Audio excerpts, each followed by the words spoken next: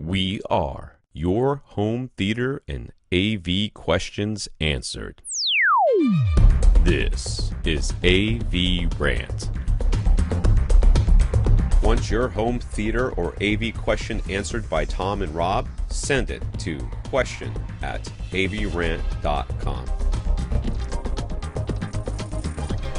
Welcome to another edition of AV Rant. I'm Tom Andrew, and I'm here with Rob H. This is AV Rant. It's your home theater and AV questions answered, and we have lots and lots and lots of questions this week, so we'll try to keep the intro short, but I must mention I watched Everything Everywhere All at Once, which has a large amount of hype on the online community, people talking about how creative it is, how they kind of think that this is the multiverse of madness that Doctor Strange and the Multiverse of Madness maybe should have been.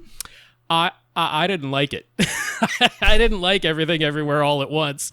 I'm starting to think you're turning into a Lee-shaped or a Lee-themed curmudgeon. No, because you are. I don't really think so. Here's the thing.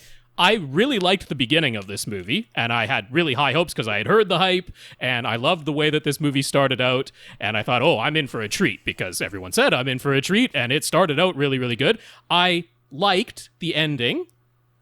For the 85% in between, I was about ready to turn this movie off. If I hadn't been watching it with someone else, I probably would have, because That's excessive. Well, I just wasn't enjoying it. I understand that. I don't think there's anything wrong with that. I was surprised because I couldn't figure out. I mean, none of the humor landed for me, because one of the things that just doesn't work for me is random. I don't think random is funny. I think random is sometimes funny. Well, I mean, yes, done well, but I mean, like, truly just random for random's sake. I mean, they built it in as a plot device. Randomness was a part of it. This is how you manage to move between multiversal worlds, is by doing something that you would never do, and that sort of thrusts your mind into another multiversal world. That's part of the plot, but I didn't find any of the random things very interesting. In the synopsis where it's like, she's moving between what her life could have been had she made different choices. That sounds like, I was all in for that. It's just, no, we went to silly worlds that probably couldn't physically exist, but that's what we're going to do. And I was like, so the exposition, the amount of exposition, because they treated it like, we need exposition to explain how our multiverse works, but we know people don't want to listen to exposition, so we're going to put it in there anyway, but we're going to have the person, yell it at her randomly, and she's not going to understand, so you don't have to feel bad if you don't understand, and it's not really going to make sense, but we're going to spend a lot of time talking about it. I was just, So there was just a bunch of it that I really didn't enjoy. Now, I give tremendous credit for the actual making of it, because the effort was there on screen. I don't know how much time and how many scenes they had to shoot and how much work they had to put into the continuity, just making sure that the shots lined up and everything like that. Just the physical production of it, I give tremendous kudos to. I liked all the actors in it. I liked the people behind the scenes.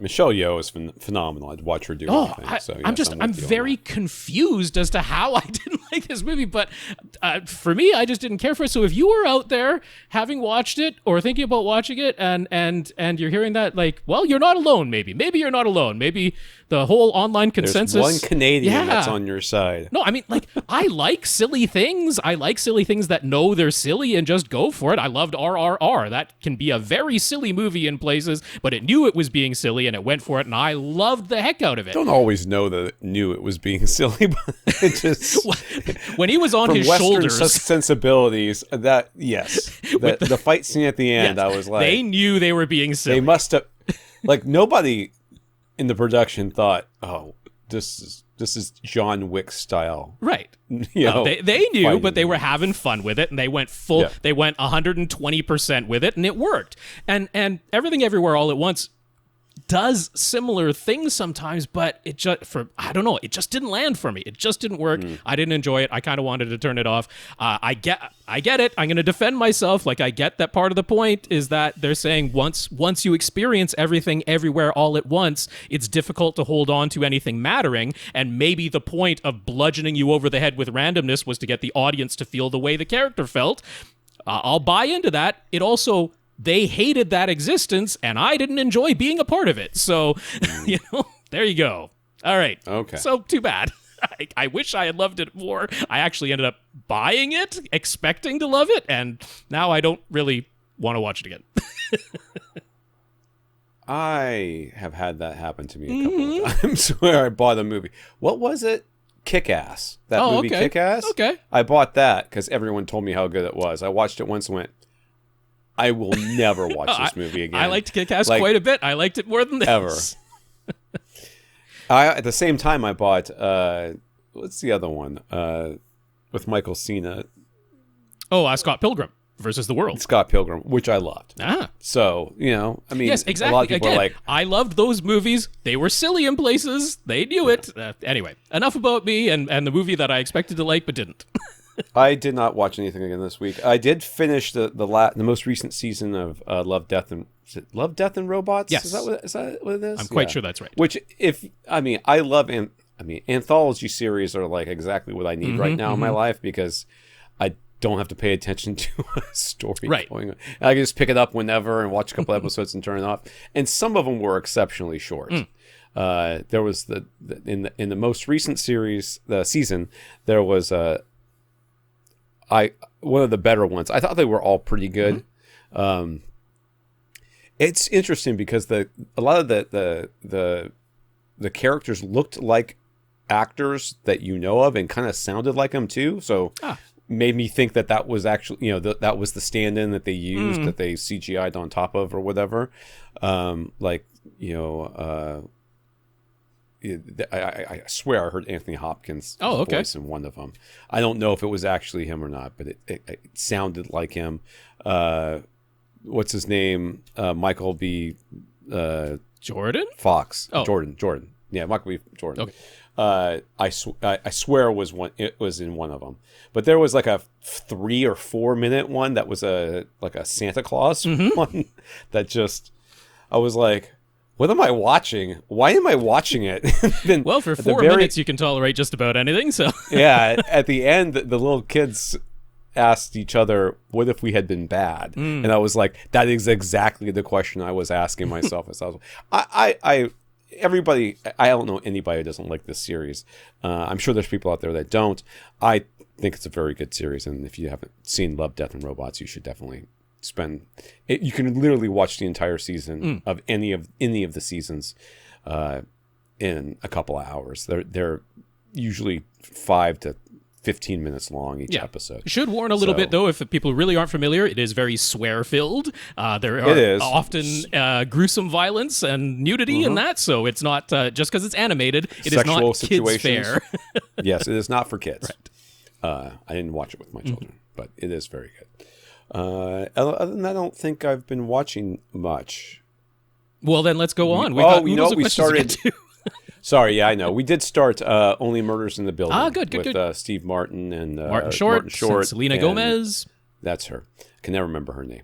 Anyways, I finally got my wife to watch it. Like, we watched the first 5 minutes of the first episode, and she tuned out the entire time. She didn't pay attention, and I just turned it off because she was clearly not there. So I finally got her to sit down and watch it again, and we got through the first episode, and now she's hooked. So she's very interested in it. It's very good. It's good. Obviously, I like that series a lot. There's a lot of stuff going on, and it rises to the level for me of those murder mysteries where there's just a little too much interconnectedness, where everybody, it seems like they're all in the building and they all know each other. Everybody's got a deep dark secret that they're not telling anybody else, and that's why they live in the building. I understand, but at the same time, I don't really have any deep dark secrets. Then maybe you wouldn't have lived in that particular building in New York. Apparently, I would not have made it past the HOA. That's right. All right. That's the requirement for living in that building. Sorry, sir. We need to see your skeletons. My skeleton? No, your skeletons, plural. This is AVRant, the podcast that answers your home theater and AV questions. Get your questions answered. All you have to do is ask us by emailing us at question@avrant.com. You go to our website, and you can see our old episodes, listen to our old episodes, see our show notes, and follow along with our Flickr albums, which will have all the pictures that we will be talking about. Facebook.com/AVRant podcast, YouTube.com/AVRant, where you can see our recording sessions, which may or may not be up there this week because there is a tremendous lightning storm rolling through my neighborhood right now. So this podcast may be extremely short and mostly Rob talking to himself. You can contact Rob directly, rob@avrant.com. His Twitter's @FirstReflect. I'm Tom at avrant.com. My Twitter's @avrant_Tom. I will tell you, though, if you want your question answered, question@avrant.com is the way to go. That is definitely it. Do not forget. I want to thank our listeners of the week. To become a listener of the week, to support the podcast in some way, one of the ways you can do that is going to avrant.com, clicking on the Buy Us a Cup of Coffee link, which will take you to a PayPal donation site. So we've got 3 people who did that this week. And it was Carolyn, Carolyn. I'm assuming Doug was involved in that too. They seem to be a package deal. Dane and Michael. So Carolyn, Dane, and Michael, thank you very much for your financial support. Yeah, Carolyn, Dane, Michael, thank you for the PayPal donations.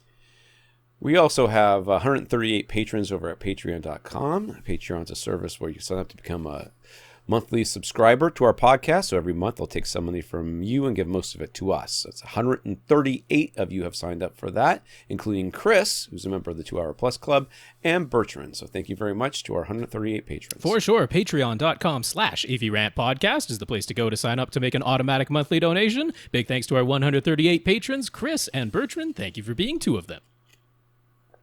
So if you can't support us financially, support us in some other way, and we will mention you here. And if you do it in the privacy of your own home, you're going to have to tell us about it. Yes, so that you we will. can know. But Gurinder sent Rob a movie code for The Thing in 4K that actually worked in Canada. Hooray! Stan sent a Movies Anywhere code. Was that the Lawrence of Arabia one? That was the Lawrence of Arabia one. Yep. It did work. I got that one working. Okay. So Stan sent that to me. I did Thank from you. last week. Check out the one that Martin sent from Ireland, and it said that it should work in the U.S., but made no mention of Canada. So that has been forwarded to Tom. We'll see if it works. We'll see if that works next week. Hold on there. Yep. My friend. We'll see. Seth says he's a longtime listener and a member of the 2 Hour Plus Club, and wrote to us back when he used to work at Magnolia Hi-Fi. So this is a different sort of support here. This is actually going to be for you guys. So right now he works at Audio Advice in North Carolina. They're hosting a big audio show in Raleigh from August 19th through 21st. August 19th through 21st. That's a Friday through Sunday. They'll have some room set up with full theater demos, plus many, many brands on display, including Epson, JVC, and Sony projectors, and lots of the most popular audio brands that we recommend all the time. So if you're all thinking to yourself, I would like to audition a whole bunch of speakers all at once, this might be worth the drive if you're anywhere near there. That's right. I and Rob are not. They're willing to provide some free tickets for some AVRant listeners, as well as a $5 off promo codes for 3-day passes to pretty much any AVRant listener who wants them. So, we don't exactly know how many of those are. We don't know exact numbers on either the tickets or the $5 off promo codes, although it certainly sounded like the $5 off promo codes don't really have a particular limit unless it's some ridiculous number, which we're not expecting given the viewership and listenership numbers that we have. Right. So if you're able to travel to Raleigh, North Carolina for the August 19th through 21st weekend and you'd like to attend, please send us an email to question@avrant.com. We'll forward all the requests to Seth. First listeners to ask can get the full free tickets, however many of those they've got. And everybody else can get the $5 off promo codes. So if you're serious and you're going to go, Yes. Email us now. That's right. Because you want to be first so you can get the free tickets. Yes, you do. We would go, but I cannot. I cannot either. That answers that. At one point, Tom was like, it's like not completely unreasonable to drive there from where he is, but 12 hours. Yeah, it's 12 hours, and I got no place to stay, and my kids are going to be in the first week or two of school, right? And it's just not going to work. For me, it would definitely be a flight, and I just don't have the time off. So, so unfortunately, neither of us can attend. But yes, this is an in-person event, so this is only going to be for people who can go to North Carolina August 19th through 21st. But if that is you, and you're an AVRant listener, and you're like, yes, that's exactly what I want to do, then by all means, get in touch with us. Email us, question@avrant.com. We'll get you in touch with Seth, and tickets and promo codes will be issued. Seth. Thank you very much, Seth. I'll also go back and say thank you, Gurinder, and thank you, Stan. All right. We also got some notes of gratitude for keeping the podcast going through this ongoing pandemic. My voice sounds like maybe I've got a touch of the Rona, but I'm pretty sure I don't. I think you're just don't know dehydrated because that would make more sense. I don't know why my voice sounds the way it does right now. It is definitely possible I'm dehydrated, but it's also possible that my children have been home for an entire summer and I'm just getting hoarse from yelling at them. There's that too. It sounds so bad, but 19, 16, and 13 years old, they literally cannot. I mean, I have the most distinctive, loud, well-projected voice in the world. And yet they could be standing 5 feet from me and they will not hear me if I do not yell at them. It's just a thing. All right, so we've got notes of gratitude for keeping the podcast going from Julian, who says he can't tell us how much he looks forward to listening to our show during his commute through Gallatin Canyon in Montana. Does he do that every day? I don't know. It must happen at least weekly, it sounds like. And that's awesome. You just did tell us, Julian, so that tells us right there. So that worked out just fine. Great. Julian, Greg, Gurinder, who wound up getting some Polk LSI series in-walls for surrounds. After all, of course, he has procrastinated and still not finished his room, so they're still sitting in their boxes. Mm-hmm. So sounds about right. They may or may not work. We also got notes of gratitude from Dale, Kris, Shawn, Martin, Raph, Bertrand, Stan, and Seth. So thank all of you for thanking us. Lots of names this week. Julian, Greg, Gurinder, Dale, Kris, Shawn, Martin, Raph, Bertrand, Stan, and Seth. Thank you all so much for sending us those notes of gratitude, for keeping the podcast going. Your notes of encouragement are definitely appreciated. Big, big thank you to everybody who continues to listen and send in your questions. Listen, Violet, go sit down. No, you're not going to get crazy because of the thunder and then decide you're going to get out because you heard something. Mm-hmm. No. You sit right there. Tony.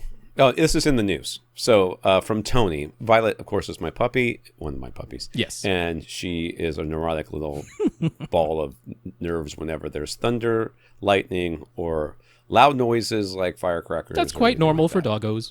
Yeah, it is. The bigger dog, Felix, could give two craps. He's like, he does not care about these noises whatsoever. Tony from Power says Power. I guess he sent this. He just forwarded information. Forwarded the news. Power Sound Audio is running a promo code offer on their full lineup of horn-loaded speakers, except for the towers, in matte black finish. Promo code Power10, all one word. I guess capital P. It probably doesn't matter. Will get you 10% off, and if your order is over $2,500, you can use Power 20 to get 20% off. So there you go. That is worth knowing about. They are high efficiency, high output, horn loaded speakers.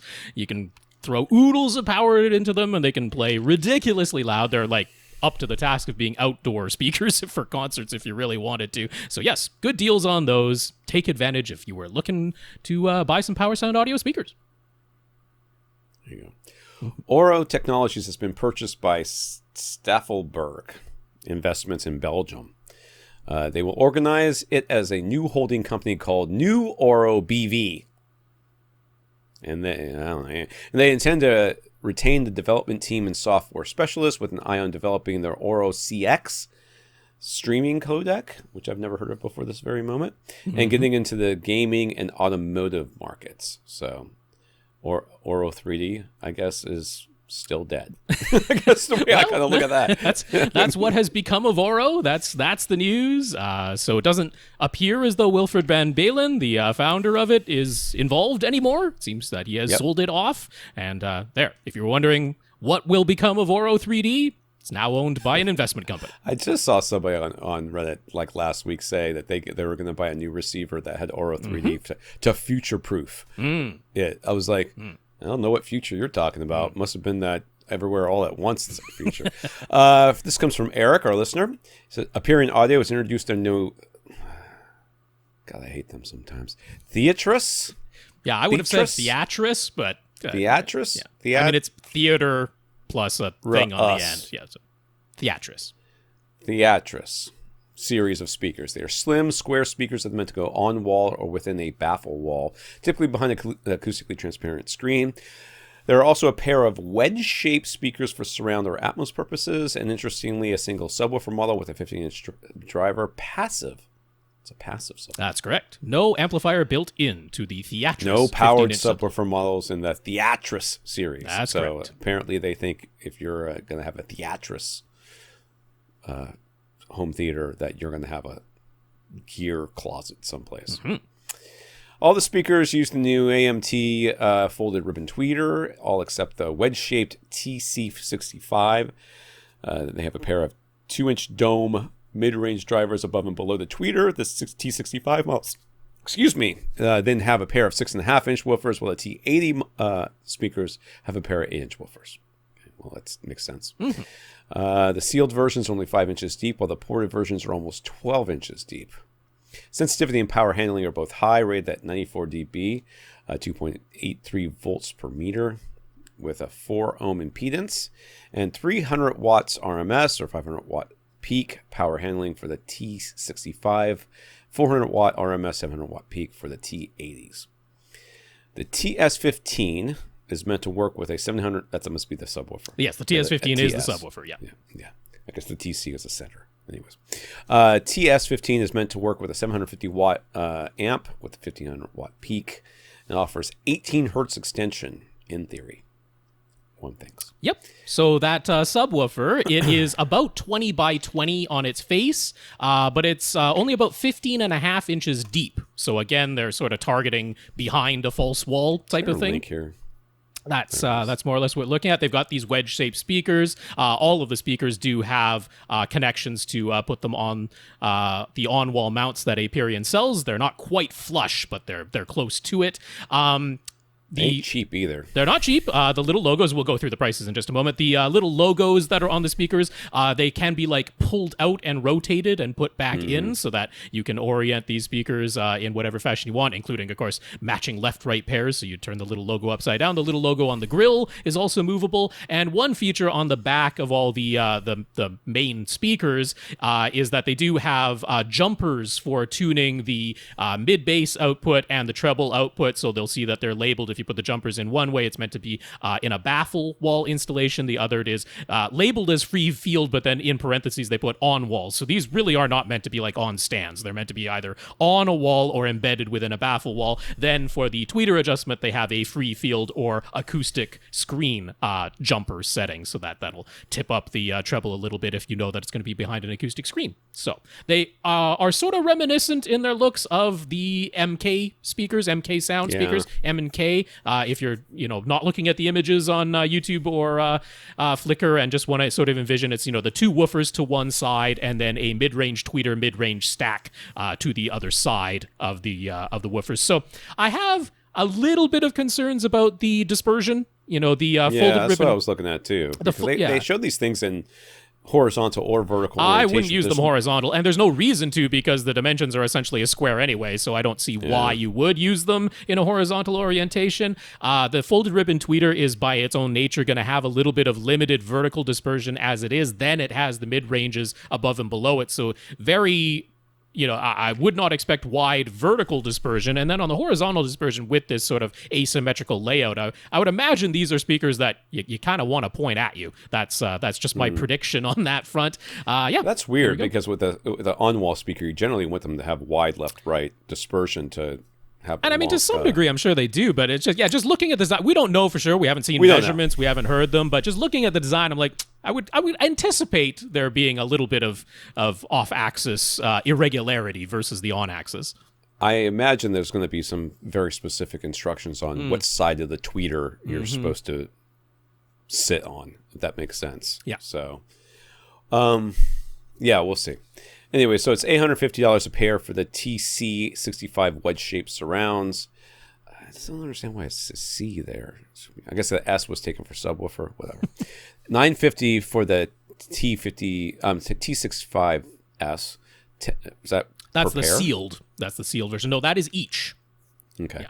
$950 for the T65S, the sealed version, or $1050 for the T65.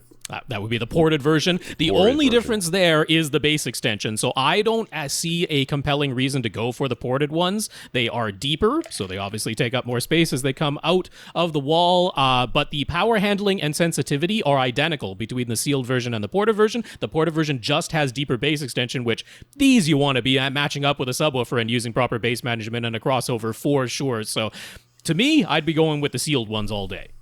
Yeah, then for the T80s, the sealed version and the non-sealed version are the same price, $13.50 a pop. Oh, I must have mistyped that. It's $12.50 for the sealed version, $13.50 for the ported version. I must have made a typo. You sure did. It is being shown there on screen with the correct prices. $1,000 for that 15-inch passive subwoofer. You will definitely have to add your own amplifier to it. They do not list an amplifier on their website that they're selling themselves specifically for that sub. Yeah. I'm also, with all the amount of tweaking that people like Power Sound Audio and SVS and HSU do to their subwoofer amplifiers to dial in the performance so that it's nice and at least out of the box flat, as well as protected from, overdriving itself, to just selling a sub and saying, put an amp with it, knock yourself out, whichever one you want. They gave the specs. I understand, but I don't know. It's just kind of low. They probably will at some point. It'll probably get added at the external amplifier. It just isn't there as we're talking about it today. Let's get some questions here. Doug and Carolyn. Tom will get it yet. I said it right twice in a row. That's right. I'm on a roll here. Doug and Carolyn have a large multi-purpose room with the corner being used as the concert hall and home theater setup. Not really sure what that means with the concert hall. That's how they refer to it in their household. Okay. The concert hall is white and the rest of the house is yellow. It appears that way in the photos, at least. Yes, it does. It does. I like yellow, so this is fine. This is fine with me. Sitting in the prime seats facing the corner, the sound is nice and full, and sounds pretty great being fairly close to the speakers. But all the open space behind the rear speakers seems to present its challenge. They actually use the system mostly for music and concerts. Just like Lilith Fair comes to your house. What are they talking about? And only concert streams and concert discs. Yeah, Lollapalooza has been streaming on Hulu lately, and I've every night we turn on Hulu. I'm like, oh, let's see what's playing on Lollapalooza, and it's almost always something that my son shouldn't have just heard being sang, but it's fine. He says they say that it's only about 30% being used for Blu-rays and streaming movies. I guess TV. At the moment, they have a 73-inch Mitsubishi rear projection TV. Going back a ways. Old school. Throwback. Yeah. And they have a 7.2 speaker setup using Pioneer Andrew Jones towers and center with 4 ELAC debut bookshelf speakers, along with SVS PB2000, SB3000 for the 2 subs. It's all powered by Yamaha RX V667 receiver. They finally want to upgrade the TV, and they like to go even larger. What do we suggest? So this is an open space, but I honestly only see one window. No, I see more windows, but they're blacked out. I mean, those curtains look like they don't let. Well, they're I blinds. see like a sliver of light. Sure. To the left of one. Those are blinds. So I'm wondering if these are blackout blinds and that there's very little light that comes in. I don't know. There's certainly light peeking around the edges of those. Yeah, but I mean, peeking around is one thing. I mean, they use it mostly for music anyway. So if they're only watching movies at night, then a projector is the way to be a good way to go. I don't know if they need to go that large, though. They said they're I don't know how large they want to go. Yeah. They said larger. Well, larger than 73, so I immediately thought the LG C1 OLEDs are being cleared out right now. If you look at the 77-inch size, which is only a little bit larger, it's down to $2,600. If you go all the way up to the 83-inch size, which is the largest 4K size in that C1 series, it's down to $4,000 right now. So if you're able to, going from a Mitsubishi rear projection DLP to an OLED is going to blow your mind about how much better TVs are capable of looking. Now, if the $4,000 for the 83-inch size is more than you wanted to spend, but you wanted that size, you want the 83 or 85-inch screen size, but just don't have $4,000 to spend on it, $2,600 can get you that Samsung QLED, the QN85 QN90A. So these are the 2021 models. The C1 LG OLED is a 2021 model. The QN90A from Samsung is a 2021 model, but the 85-inch is being cleared out for $2,600, same price as the 77-inch C1. So, as I mentioned last week, I was going to email them because they didn't want them to miss out on these deals, and they were like, yep, that price range is acceptable, so they're probably going to go for one of those. For anyone else who's listening, those are great deals that you could potentially snap up. So, for those screen sizes... I'm a little confused at their speaker setup here. Okay. As I look at it, I see the center. Yes. I see the two towers, and then I see two more speakers right next to the towers. Yes. And then I see two speakers behind on stools. them. I'm not sure. I can see some sort of long cables going to those ones that are on the stools. I'm thinking maybe they are temporarily put there and then moved as surrounds when they're in use, right. Or they might just be set up as the presence speakers because they have a Yamaha receiver. Yamaha can do presence speakers are supposed to be a lot higher than that, though. Yeah. So I'm thinking just because they've got these cords sort of dangling to them that they might be I can't see they might that, be getting moved. Yeah. They might just be temporarily out of the way. Okay. The way they phrased it, they want more power from a new AV receiver. They've been looking at the Onkyo RZ50 for $1,400 at that price and rated down to 120. Rated at 120 watts. It appears to have more power than any other receiver that costs the same or less. Their current Yamaha is rated at 90 watts per channel, but the Onkyo seems to be impossible to buy right now. So what do we recommend for a more enjoyable music experience playing into the wide open room behind the couch? More efficient speakers. Yes. That's what I suggest. Yes. Increasing 30 watts in your amplifier is going to do absolutely nothing. Well, it's give you 1 decibel more headroom. That's what it'll do. It'll increase the available headroom by 1 decibel. That I don't think is what they're describing when someone says I want more power from my speaker system. 1 decibel is not typically what people are talking about. So I am in full agreement where the money really should go is on new speakers. Those Pioneer Andrew Jones speakers, love them, think they're a terrific value. Yeah, they're not a little power hungry though. They're not that most sensitive speakers. They're not particularly sensitive. They don't have huge power handling. You wouldn't expect it for the sort of budget price point that they're coming in at. Absolutely nothing wrong with them. They've been enjoying them, but what you really need to put your money towards is more efficient speakers. So I've talked about HSU's CCB8 speakers. Those would be ones that definitely fit the bill. You would be looking at $1,290. I'm just taking the $1,400 price point that they were willing to spend on the AV receiver. For $1,290, you could actually get the 3-pack of them so that you have matching left, center, and right, which is what you would want to do. I know that movies and that is a lower priority for them, but you still do watch them, and you want the voices and the sound effects to sound correct when it goes across the front soundstage. So what I'm saying is for $100 less than you were willing to spend on the AV receiver, you could have 3 new front speakers. That would do what you want to do. If we're looking at the efficiency and power handling, the Pioneers that you already own, they're rated at 87 dB efficient, but that's a 6 ohm load, so it's a little bit, it'd be like 86 or 85.5 if it were an 8 ohm load, with 130 watts max power handling. By comparison, the HSU CCB8s are 94 dB efficient, 8 ohm load with 400 watts maximum power handling. They do get louder for every watt that you put in them by a substantial amount. They're 7 decibels louder with a single watt than the Pioneers. And then they have this crazy power handling on top of it. So if you want more power in your sound system, that's certainly one way to get it. Now, I will say the CCB8s might be just physically a little bit larger and uglier than you want to. They are very plain and black, and they are big. That's an 8-inch woofer in those. So these are by no means compact speakers. They are beefy, You've already got the subwoofer, so you don't need towers. That's right, yeah. But these are beefy, stout speakers, and if you just don't like the looks of them, I did want to offer an alternative. One that came to mind is going to be Martin Logan's Motion Series. Their 35XTI is a little bit more efficient and higher power handling than most other bookshelf speakers that you'd be looking for at this sort of price range.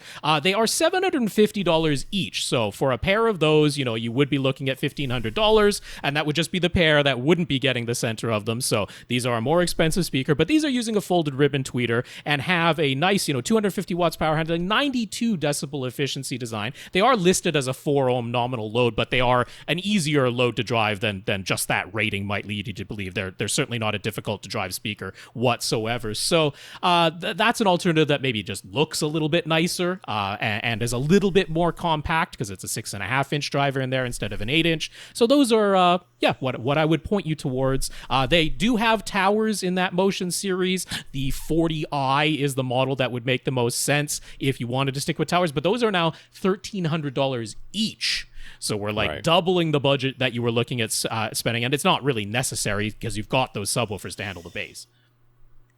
And on top of that, your receiver, the current receiver you have, the Yamaha, has pre-outs. So if you did get these HSUs or any of these other speakers, and you thought, I still want more power, then you could just doable. Add an amp. You know? And these the speakers that Rob has recommended, which I mean are pretty much the speakers I would have recommended. I don't know that I would have gone for Martin Logan's right away, but that certainly makes a lot of sense. The way he described it's just there's not that many that have a nice higher efficiency and good power. I mean, of course there's Klipsch. Of course there is Klipsch. It's just we aren't like huge fans of the Klipsch sound, Tom and I, so that we don't often come first to mind for us, but of course they are a possibility. Yes. Don't go with the reference series, even though that sounds like it's the best one. Reference Premier is where you would want to go, and they're within this reasonable price range, especially the bookshelf model. And I will say this new second generation, because they're now on the Reference Premier Mark II, but I haven't heard them for myself yet, but by the measurements that are out there, they're actually a little bit more linear than a lot of other Klipsch speakers. They still have the smiley face curve, because Klipsch is never going to completely go away with that, but they're a little bit more linear in their measured response than even the previous Reference Premier version. And I didn't mind the Reference Premier speakers at all. I thought they were really quite decent sounding. So the Mark II looks in the measurements even a little bit better. I'm just wondering what they mean by more power. Like, are they running out of... The next question kind of tells us that. So okay, let's go on there. Scrolling. Their current receiver and speakers are capable of playing music as loud as they desire, but in order to do so, they found they need to have a small portable fan blowing on the Yamaha. Otherwise, it gets too hot and shuts itself down at these concert levels. So they are right up there. Holy crap. They are cranking it right up there. Yeah. Furthermore, when they crank it like that, the soundstage seems to collapse. They're under the impression that the pure or straight listening mode should be used for music, but they prefer switching into Dolby Pro Logic 2 mode. Okay. First of all, I got an article about that. Don't ever use Pure or Direct Definitely mode. Don't use Pure, because in Pure, you are not using those subwoofers that you have, and those are really nice subwoofers that you definitely should be using. Would they also explain why you are shutting these things down? That could be a big part of it. The straight listening mode isn't so bad. At least your bass management is still on there. Well, and see, the thing is I've lived with Denons for so long, I don't know how Yamaha's handled it, but lots of Denons out there will have different defaults for your straight or your stereo mode. I mean, Denon doesn't have one called straight, so... Oh, well, yeah. Straight in Yamaha makes sense. It's what you expect. If it's Dolby Digital, it plays it in Dolby Digital. If it's stereo, it plays it in stereo. But at least it keeps your bass management active. So don't use Pure.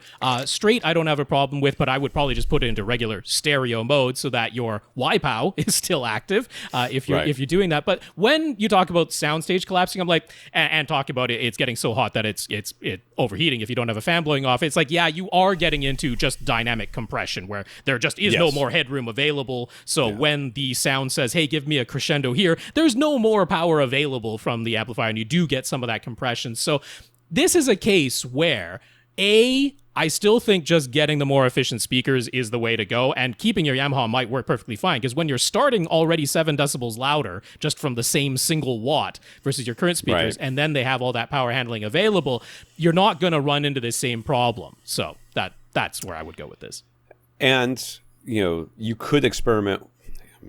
You could get an external amplifier in order to power your current speakers, but I feel like they don't have that much more power handling to offer, though. So, and I feel like you need to upgrade the speakers first, and then see whether or not you run into these same problems, because the Yamaha should be able to. Well, I mean, the problem is you're trying to fill.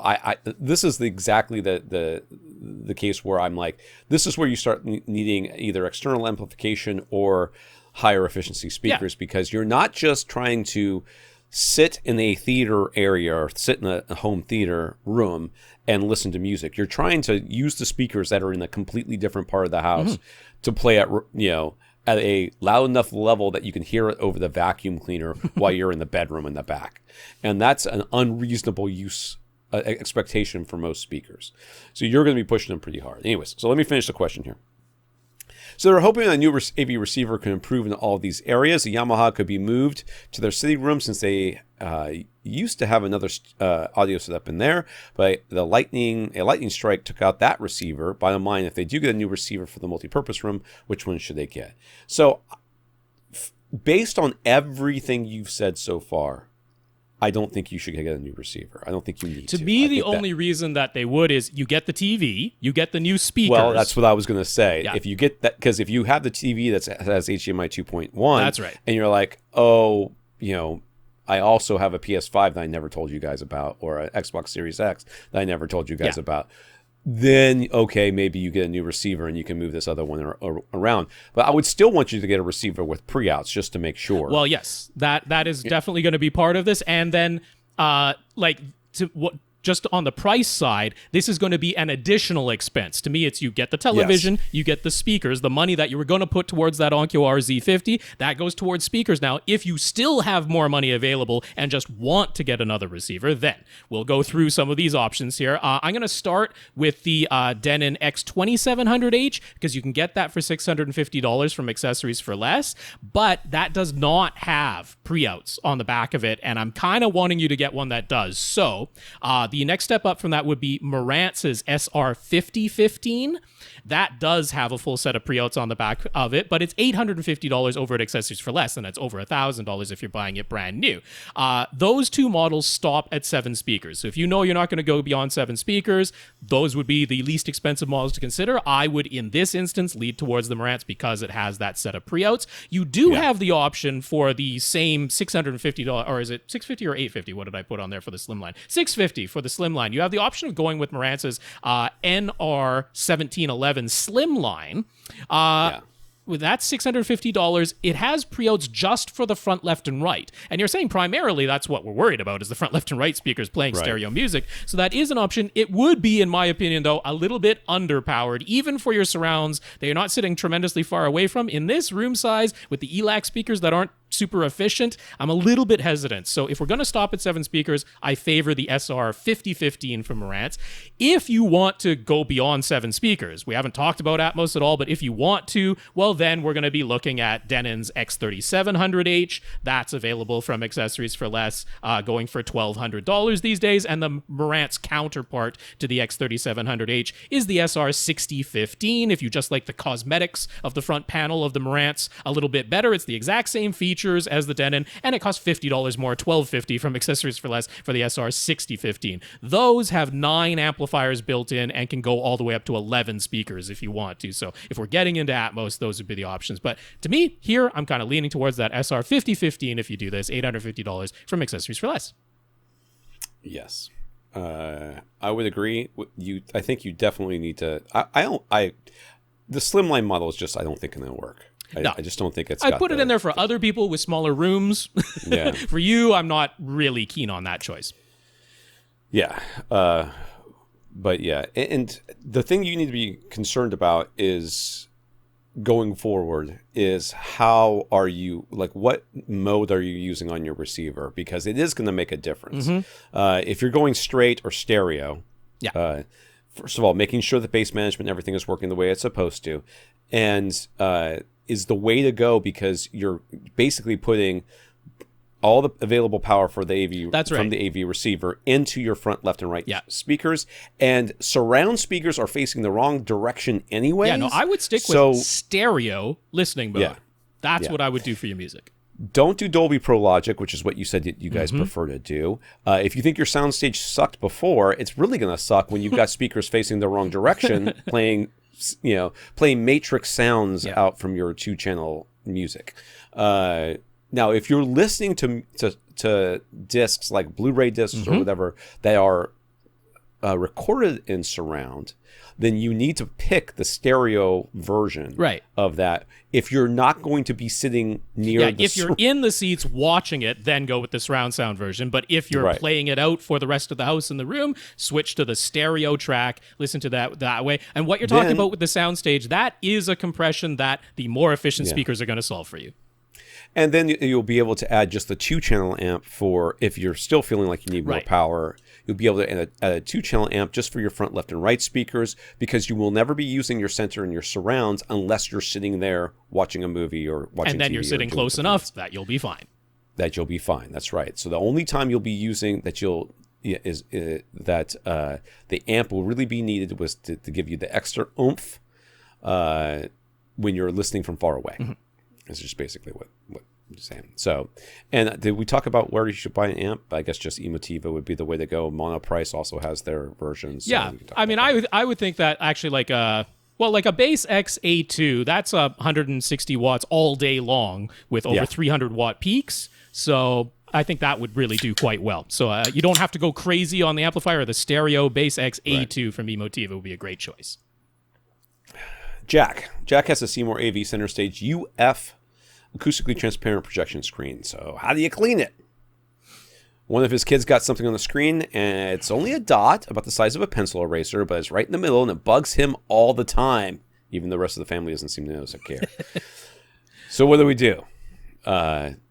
Most of first of all, you could always call Seymour AV. Call Seymour AV. That's my number one advice. Talk to them, because whatever we say gets superseded by whatever they say. So we'll give an answer. A little bit of dish soap or something, something very mild, a mild cleaner. You don't want to use alcohol or, Windex or anything ammonia based or anything like that. You just want to get a little bit of a mild cleaner and do it, and it should be fine. But call Seymour AV first. Yeah. So the general advice is microfiber cloth.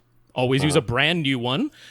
You can definitely damp the microfiber cloth a little bit, and you are not going in circles on your screen or anything like that. You are dabbing, and maybe the lightest bit of a single direction wipe, not back and forth, not in circles, just a single direction wipe if you are doing any wiping. You can also just use a Q-tip, because you're talking something the size of a pencil eraser head. So you can use a Q-tip with, just like Tom says, a very mild little bit of dish soap, a little bit of water on there, and you just dab that single strokes. And that's how we would usually come at it. We'll have a link that talks about doing the same thing, but pretty simple advice. But talk to Seymour AV. If they say something different, do what they say and ignore what we just said.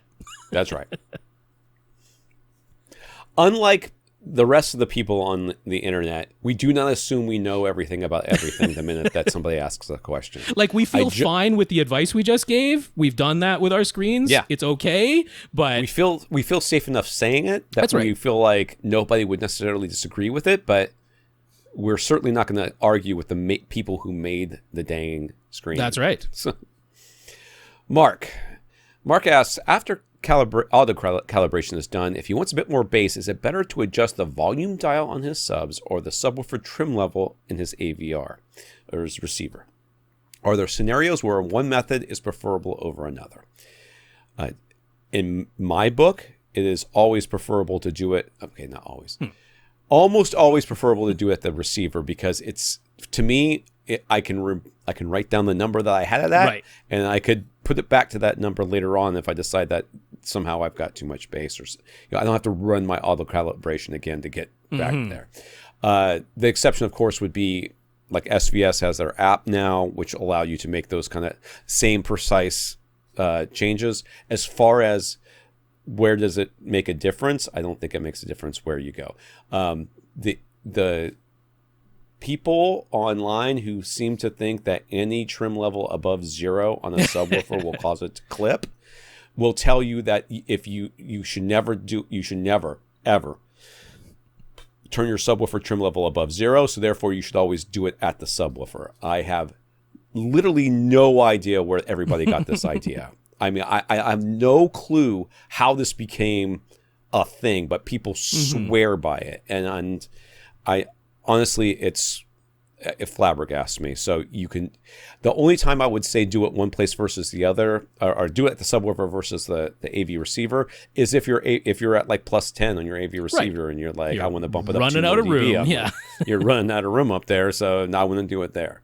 Yeah, I agree with that. I will just mention, of course, when you increase either the volume dial on the subwoofer or the trim level in the AV receiver, that is just a linear rise. So everything that is going to the subwoofer is now that much louder. And the way we perceive bass is not linear. We tend to need more of a boost in the deepest frequencies, 30 hertz and lower. We need a bigger boost than we do in, 40 to 60 hertz, and then from 60 to 80 hertz, we don't even need quite as much as that. So if you have the ability to use something like the Audyssey editor app, or you have a Dirac system or something like that lets you manually tailor the original target curve, that can be in many regards, it can certainly be argued that is the superior way to do it. You just draw yourself a new target curve that includes a rise in the bass, a gradual slope in the bass, and you run your auto setup again and let it do things with that new target curve, and that might get you the solution that you want. But overall, if you're just saying, you know what, I kind of just like to goose the bass in this particular movie a little bit, I'd do it in the subwoofer trim level. Yeah. Julian has an Epson 3800 projector. He prefers to run it in eco mode for the lamp settings, since normal or high lamp modes increase the fan noise. But ever since it was brand new, the image would occasionally flicker. He checked to make sure any auto iris or auto lamp features were turned off, and they were. He read online that always using eco lamp mode can often cause flickering, something to do with mercury deposits that don't get adequately cleaned off or something like that. Well, that sounds like, I don't know. That sounds like garbage, to be honest with you. But that does not pass the BS meter. I'm not saying that it's not true, because plenty of things sound like BS until somebody explains the science behind them to me, but that sounds like BS. Sure enough, running the projector in high lamp mode for a while gets the flickering to stop, but after switching back to eco mode for a while, the flickering returns. Is this just a problem with this particular lamp? It has less than 1,000 hours on it, but he has a replacement lamp on hand, ready to go if that's the real solution.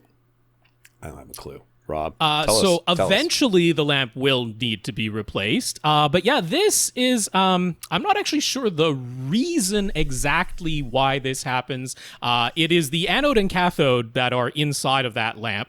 They are like little spikes. If you just look at the shape of them, they have a point on them.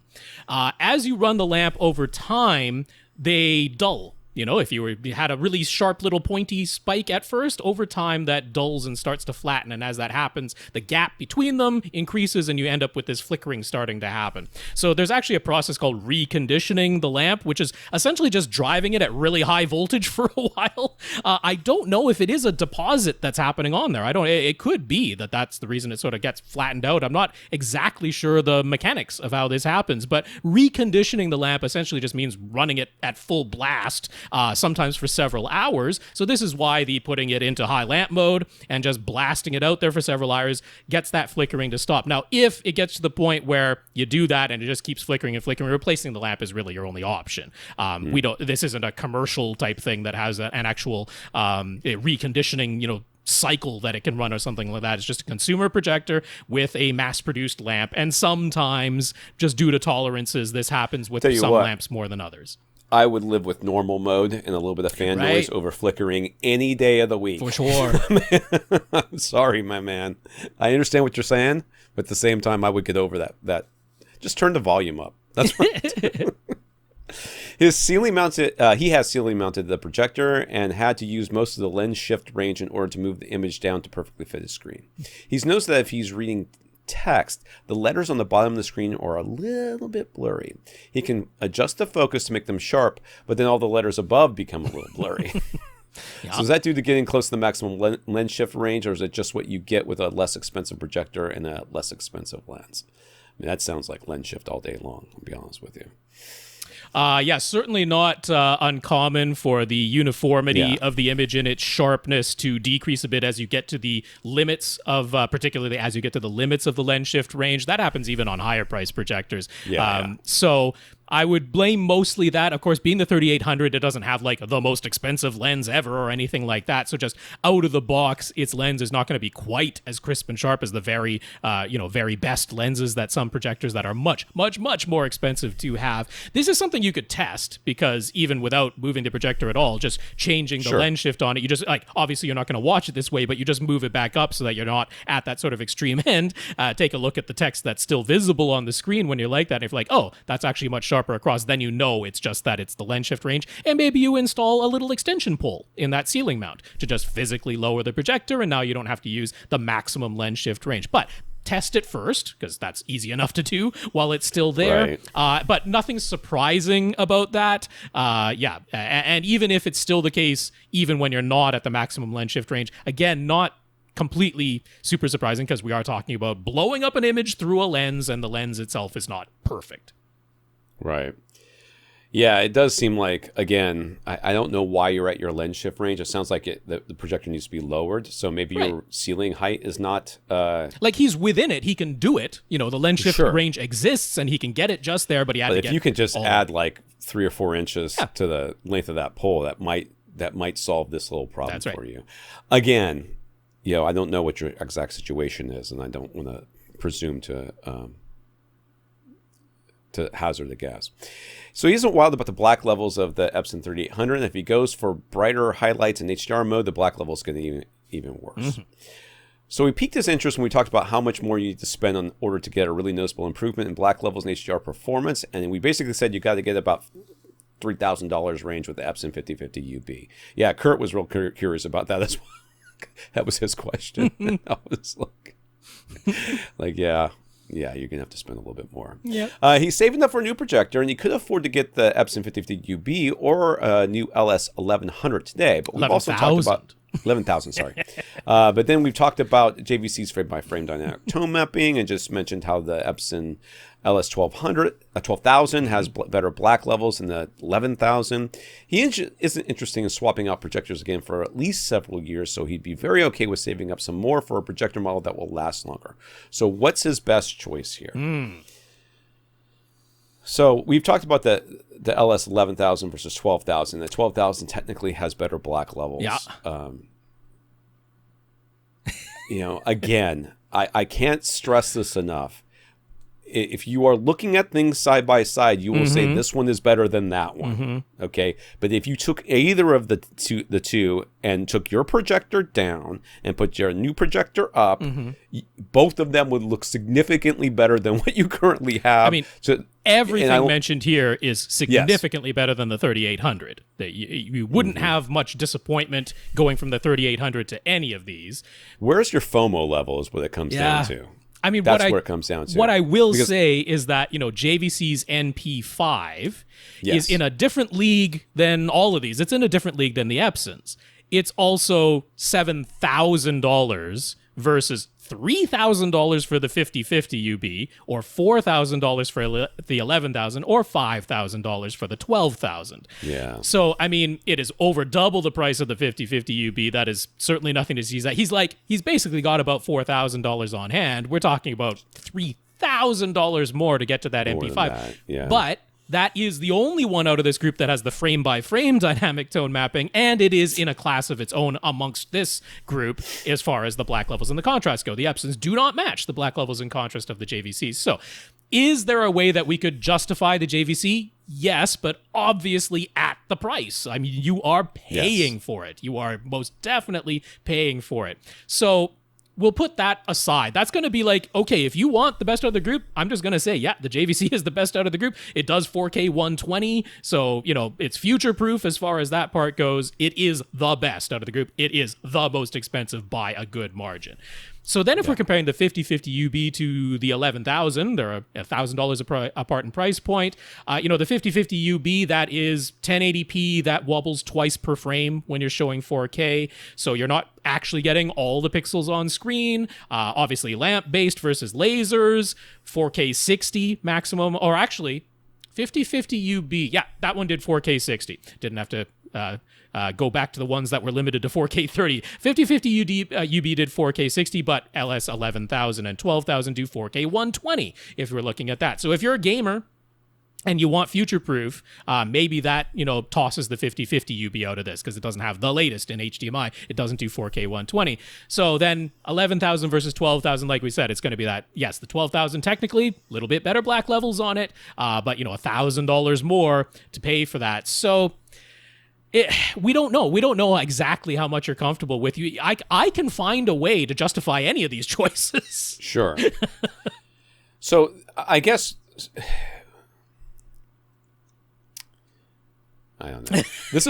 This very much feels like, because right now we've got 3 different projectors he's seriously considering, yes. which is the 5050, the I'm kind of 11,000, tempted to and say, 12,000. if you're not a gamer, I would probably just go to the 5050 UB, because 4K 120 doesn't matter to anybody who's not a gamer. So. Yeah. And the black level performance of the 5050 UB is actually better than the 11,000. It's about on par with the 12,000. So we're talking about saving $2,000 to get the really good black levels, the good HDR with the 16-step slider. It still does that on the 5050 UB. The only thing you're giving up, in my opinion, is 4K 120. Yes, you're giving up lasers for lamps. We kind of prefer the lamps anyway because you don't have to throw the whole projector out when the lamp goes. So to me, it's almost the either end. You either go 5050 UB or you spend $4,000 more than the 5050 UB to get to the next JVC. Good lamp-based projector. Yes, to get the NP5. That kind of settles that. I think.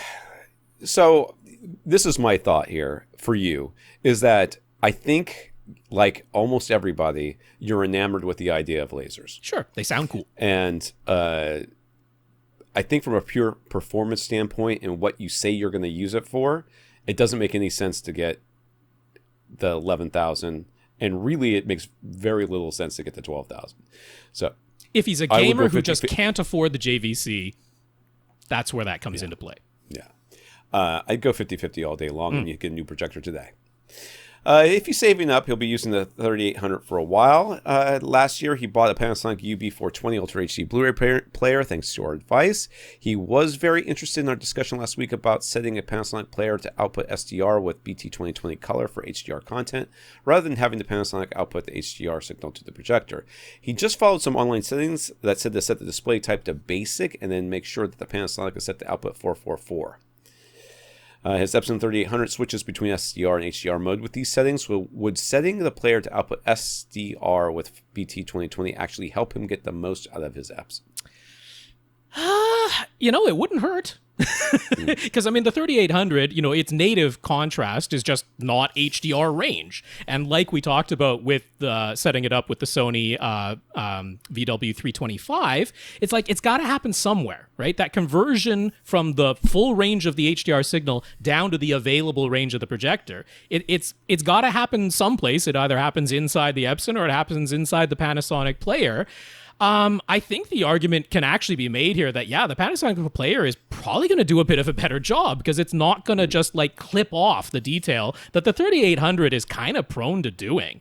Now, given that you've set the Panasonic player to tone map first down to 500 nits, and then the Epson is taking that and tone mapping it further down to its own capabilities, I would hazard to say that the end results are probably not going to look much different from each other. And if you just like having the HDR little logo pop up so that you're watching an HDR piece of content, I wouldn't really expect the end result to look tremendously different. But honestly, it's easy enough to change the setting in the Panasonic player to SDR with BT 2020 output and have a look. Have a look, because there is the argument that, the Panasonic, it does a good job of that HDR to SDR conversion, potentially better than the Epson does itself, where that 3800 is known to clip off detail in the highlights because it just doesn't have the full contrast range to show them. So I would say give it a try. That is worth doing a try because it's easy enough to put it back if it doesn't work. So on a different topic, his parents have a Marantz SR7030 receiver, and HEOS has completely stopped working. An error message comes up on their HEOS app saying the content is unavailable no matter which music streaming service they try to use. They are stuck with DSL internet service, but it's enough that they can still watch Netflix. So he can't imagine music streaming would be too much bandwidth for the service. HEOS worked fine when he first set up the receiver for them. They're 2 time zones away and not very tech savvy. I have been in this situation, my friend. It is painful. So what can they do to fix this? I'm sure if your parents are anything like mine, they've already tried to call Denon and got through the nightmare that is the customer support to find that. I mean, if they haven't, I'll have the link for Yeah. contacting them, because they do talk through this. But the general advice, because usually this is actually an issue where the HEOS app has lost its connection to the AV receiver because there was a router reset at some point, or just an app update or a firmware update to the AV receiver, and somehow the HEOS IP address changed or something that's like right. that. And Somehow the whole HEOS thing out. connection between the app and the receiver is what got lost. That's typically the issue. So we've got, I'll have a link to the support ticket on Denon where they just talk about resetting the connection of the app. Unfortunately, when you do that, it requires you to log back into your HEOS account. So you might have to talk through with them logging back in, because it logs you out of your HEOS account when you reset the connection. But that is typically the fix for this. What you're describing is exactly what happens when the app and the receiver lose connection with each other. And it's just a matter of resetting the app in the phone, not the AV receiver. Okie dokie. It is a situation of turn it off and then back on. Well, not resetting the app's a little bit more involved than just that. A little bit more into it. We're having the same problem. Oh, not same. We're having a similar problem with one of the controllers on our Oculus Quest 2. It just won't connect. Nah. The light comes on. We know it works, but it won't connect. And the solution, the solution I've tried a bunch of other stuff, but the last solution that we're going to try before I start calling somebody is to basically disconnect the connection between the Oculus and the controller itself, which you have to do through the app, which is on my wife's phone, and she's been at work for the last 2 days. So, I mean, when we were trying to try it. Shawn is looking to get a new 4K projector. All the current usual suspects are on this list. Epson, the LS12000, Sony XW5000ES, JVC MP5, JVC NZ7. He's also considering the older JVC NX5 or NX7 if you can find them on the used market. He's heard us mention that some models need 1 or 2 feet of space behind them. He couldn't find anything that specifically stated that. Where is that info coming from? Is it Projector Central or the manual? It's coming from the manual. Yeah. I will say, if you just look at the Epson one, they don't give a specific figure. They just say, give ample room on all sides of the AV receiver. But Sony and JVC both give you specific numbers. Now, when we say like 1.5 to 2 feet, that's including the body of the projector itself, because the figures that you'll find on Projector Central that talk about the distance from the projector to the screen, that's from the lens of the projector to the screen. So that's from the front of the projector to the screen. That means the entire body of the projector is behind that point. That requires space in your room. You can't just say, my room is 12 feet long and I need a 12-foot throw distance, so that's going to work. No, the lens is going to be closer than that because there's the body of the projector itself. So most of the ones you're talking about, the projector itself is 18, 19, 20 inches deep. Right? So then when you add another 6 inches or so, now JVC right in their manual, they say they want 8 inches of air behind the projector, and their projectors are 20 inches deep. So with that's more than 2 feet. That's 28 inches. That's what they're requesting over in Sony's for the XW5000 that you just talked about. They actually say the back of the projector doesn't need very much room. They say 2 inches is fine. They only want you to have 2 inches of space behind the projector, but the projector is 19 inches deep. So 21 inches, that's what we're talking about. So that's where that's coming from. It's in the manual, including... Factor in... Yeah, go ahead. The body of the projector itself. That might not have been clear. Right. And a lot of people, and this happens with receivers too, they measure the receiver and they say, this fits. Right. And then they try to plug in the speaker cables with their banana plugs at the end and go, this doesn't fit. That's right. So you have to factor in the HDMI connections and everything else if you don't have a right angle connector. So his room is 14 feet long. So what is the maximum screen size he could get from each of the projector models he is considering? So 14 feet plus... Minus 14 feet minus the body of the projector, minus however much room they want you to have behind it. So I just estimated for the Epson that 6 inches of air is a safe amount, and that LS12000 is 18 inches deep. So that's 2 feet exactly, 24 inches behind the lens right? That's what we're talking about. So we're talking about a 12-foot throw in that case. You've got a 14-foot long room. We've subtracted 2 feet for the body of the projector plus a little bit of air. So Projector Central can help us out there once we know that lens to screen distance. 122 inches is what you could get with that Epson LS 12000. If we go to the Sony XW5000 ES, so we said 21 inches, right? 2 inches of air, 19 inches deep. But it turns out because of the zoom lens, 122 inches is the maximum screen size. So exactly the same between the Epson and the Sony. 122 inches is what you would be able to get. Now the JVC, being a bit deeper and them wanting a bit more space, if you just go strictly by what they say of 8 inches of air behind it, then 108 inches would be the maximum screen size. Now you can get to a 110-inch standard screen size quite easily by, having 26 inches behind the lens instead of 28. I don't think that's going to be the end of the world. But basically, the short answer is 110 to 120 inches. If you're going with the JVC, though, 110 really is about it. There you go. So he already owns a 110-inch Elite Screen Spectrum plain white screen. But back when he bought it, 4K wasn't even a thing yet. But now it seems he sees screens being marketed as 4K or 8K. Doesn't a plain white screen just reflect light back? Does he need to worry at all about his screen being 4K compatible, or is that just marketing stake oil? Do you see a pattern or a surface texture on your image?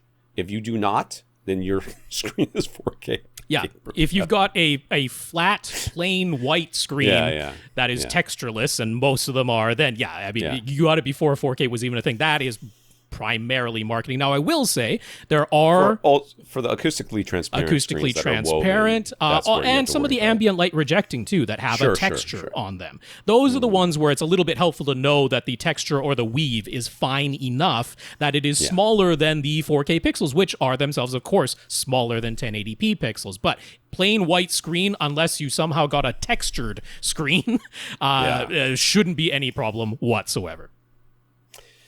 Infinite Gary, yet again. Infinite Gary wants to know, looking through his Marantz receiver's Audyssey instructions, they mentioned in the section for selecting either Audyssey reference or Audyssey flat, that flat is for small rooms when you're sitting near speakers, but they don't give specifics. How do you know? So we have talked about this before, and I forget, but it's non-intuitive, right? The flat is flat, and reference is the curve? Yeah, reference is the one that has a high frequency roll-off. Flat is flat. It really is just going for a flat line. Where this comes down to is it's the ratio of direct sound to reflected sound. If you have barely any reflected sound, or what they're saying is like you're in this very small room, so that means that the reflected sound is arriving so quickly after the direct sound that your brain just kind of mushes it all together. So if you have they talk about this on their support thing, they don't put it in the manuals. If you have a really well-treated room, so your reflections have been really damped down and you're getting primarily direct sound, then they're like, flat is probably what you want to go for. Because that just means the signal is arriving at your ears the way the signal's said to, and you were not really concerned about reflected sound arriving later that's going to adjust the sound at all. When you have a more reflective room, they roll off the high frequencies a bit because you're going to have that reflected sound being added to the direct sound in a significant amount, so they roll that off a bit. So it's not necessarily, I mean, they say small room because it's just easier to say in a manual, but you're right. They don't give like a specific distance or a specific size of room. It's more, if you know your room is really well treated and you're definitely getting more direct sound than reflected sound, flat is probably the way to go. Okay. We said that Dolby mentions if you're using upward firing modules, Atmos modules, that having the rear pair on the surround back speakers is preferred if you have them, and that putting them on top of the surround speakers is a second choice. Sure enough, their speaker setup guidelines do state that. But why? What makes a surround back placement preferred? So in my article that I wrote about placing Atmos speakers, there is a ratio of reflected, because they are angled up, to direct sound that they are going for, and this is to trick your ear into thinking it's coming from overhead. Yeah. Okay. I will link up the article for you.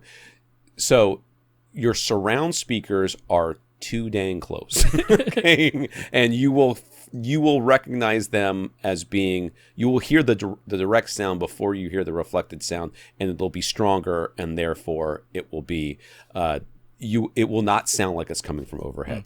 Your surround back speakers, if you've placed them properly, should be far, more appropriate distance. Now, for those people who have got their couch slammed against the back wall, their surround speakers directly to their sides and their surround back speakers directly over their heads facing straight down. Neither of these locations are good. Don't do the upper firing modules on those. Yeah. So it is not a panacea. It's not like these are the correct locations. It's about trying to guesstimate. Yeah. If you have followed our instructions, then these would be better than those. And the reason is because to get that pseudo overhead effect, there needs to be a certain amount of space. And that's why in my article, I suggest you don't necessarily put them on top of your speakers, that you put them in other locations. Mount them on a wall, which is also an option. Yeah. Even if they are upwards firing, you mount them on the wall, and they can still be upward firing. The other way to intuit it is that, in Dolby's world, they would prefer top fronts and top rears. And so if you're using the upward firing modules, having them on your front speakers and your surround back speakers more closely approximates it reflecting off the ceiling where the top fronts and the top rears would be. Whereas if they're on your surround speakers, more or less to your sides, that's going to be closer to where like top middles would be. So like you'll see in the 6 upward firing module configuration, in a 9.1.6 type of setup, that you end up with upward firing modules on the fronts, the surrounds, and the surround backs, and they're trying to mimic top fronts, top middles, and top rears. So that's the way to intuit it that way. Okay. So he mentioned how he was using several different external amps and none of his Marantz receivers built-in amps before. Then he tried powering 9 speakers with the Marantz and just the rear Dolby modules externally. He was relying on audio memory, but he thinks he prefers how it sounds with just a Marantz. Could that be because all 9 speakers are using identical amplification rather than the mix of Emotive and Outlaw amps? Would having the same amps for all speakers result in a more harmonious presentation? No. Can I say no? Nope. Could I just say no and just leave it at that? I mean, I'm happy that you're happy. In my world, there was no difference between them. Now, not as long as you set the trim levels appropriately so that you're listening to the same volume coming out of each of the speakers. But if you believe it and you're happier this way, I'm perfectly fine with that result, because either result is going to be A-okay in my book. But yeah, no, it's not a matter of, the using 9 identical amps somehow is going to make all the speakers sound more harmonious than a mixture of different amplifiers. No. Gary read an article that talked about 4K and HDR when it comes to projectors. Towards the end, the author mentioned having recently viewed a true 4K projector with dynamic tone mapping versus an older pixel shifting model that uses a 1080p panel, and coming away with the impression that the pixel shifting model actually looked crisper and sharper. The author theorized that it was somehow due to the video processing and figured that the true 4K model had to process all 8 million pixels at once, while the pixel shifting projector only has to process a quarter as many pixels at a time. That is so not true. That is not it. That is not the way any of this works. Yeah, rather forcefully say that's not it. They did not take 1 pixel and multiply it by 4. They took all 4 pixels and had the panel do all 4, but just sequentially instead of... Right. Yes, they still both processed the same amount of pixels. Stop reading whatever website that was. Like, immediately take it off your browser and block it. Gary also had the experience himself of comparing a 4K pixel shifting projector to his 1080p Runco and thought the Runco looked sharper. He wondered if the 4K pixel shifting electronic focus versus his Runco manual focus had something to do with that. What do we say? No, the lens, the quality of the lens is going to be so many most things of that this. could affect this, and Yes. manual versus electronic focus doesn't even make the list, my friend. Well, this is a wonderful example of misattribution. Yes. But I mean, number one to me would be the lens, because we none of these, Gary mentioned what his were, but the ones in the article, they didn't say what these models were. So, I mean, there are plenty of genuine 4K versus pixel shifting where it's like, now the lens on the pixel shifting one was a superior lens. So that would be a lot of it. It can also be just the contrast of the panels, because contrast greatly contributes to how we perceive sharpness of the image. If you have higher intra-pixel contrast, that's going to look sharper. Even if the image is technically blurrier, it's going to look sharper because we pay so much attention to contrast in our visual system. So, I mean, there's a multitude of reasons why it could be, but none of them are that the video processor was having to do 8 million at a time versus dividing that by 4 and doing it sequentially. That is definitely not it. And whether the lens is focused electronically or manually, that is not it. But yes, the quality of the lens itself could play a big part here. And I can't stress this enough. There are just people out there that do not understand that you can have a fantastic product that is 1080p, and the fact that something else is 4K does not necessarily make it better. Like, there are garbage 4K projectors out there. They cost $200. They're itty bitty. People love them on Amazon. They're crap. They look like crap. And if you've had any experience, you will agree. But if you were going from a 32-inch CRT or whatever hand-me-down, edge-lit garbage flat panel that your parents gave you when you went off to college, and you buy yourself this 4K, $200 4K projector and project it on the wall on your dorm room, you're going to think it looks phenomenal. But you have no frame of reference. It is not the case that just because something is natively 4K, it is inherently better. There are more parts to it than that. Many more. So, soapbox, putting in the way. Thank you. Just irritates me. Travis wanted a 2.0 desktop computer setup, or speaker setup for his computer. I'm guessing. Yes, I'm looking at the screen. It is, in fact, that. Using his older Denon X2000 receiver to power a pair of bookshelves, he progressed from a pair of Martin Logan 2i satellites to an open box set of DefTex D7s, and finally landed on a pair of ELAC Uni5 UB5s. He's pleasantly surprised in how much he likes them. I'm not at all surprised, because they're good speakers. Yeah. He ran Audyssey, and for the most part, he prefers how they sound with Audyssey turned on along with dynamic EQ. So he'd like to continue using that, but since it's only 2.0 setup, the auto setup automatically set the speakers to full band, with the subwoofer output being set to none, of course. And unfortunately, with that setting, the auto EQ appears to be attempting to boost these poor bookshelf speakers all the way down to 20 hertz. Yes, this is exactly how these things work, and I can't stress this enough. People are like, what happens to the sounds if you down mix from this to this? Your AV receiver manufacturer knows, if they know one thing, the one thing they know is that if they delete a sound, someone will come for their whole family. Right. They do not delete sounds. They don't omit them. They don't get rid of them. If it's in the mix, they're going to send it to a speaker.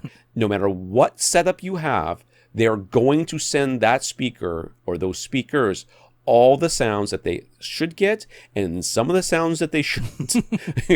So the fact that you have no subwoofer means you will be set to full range. You will get not only all the bass that was going to those speakers to begin with, but also the LFE that's going there too. Hate to break it to you.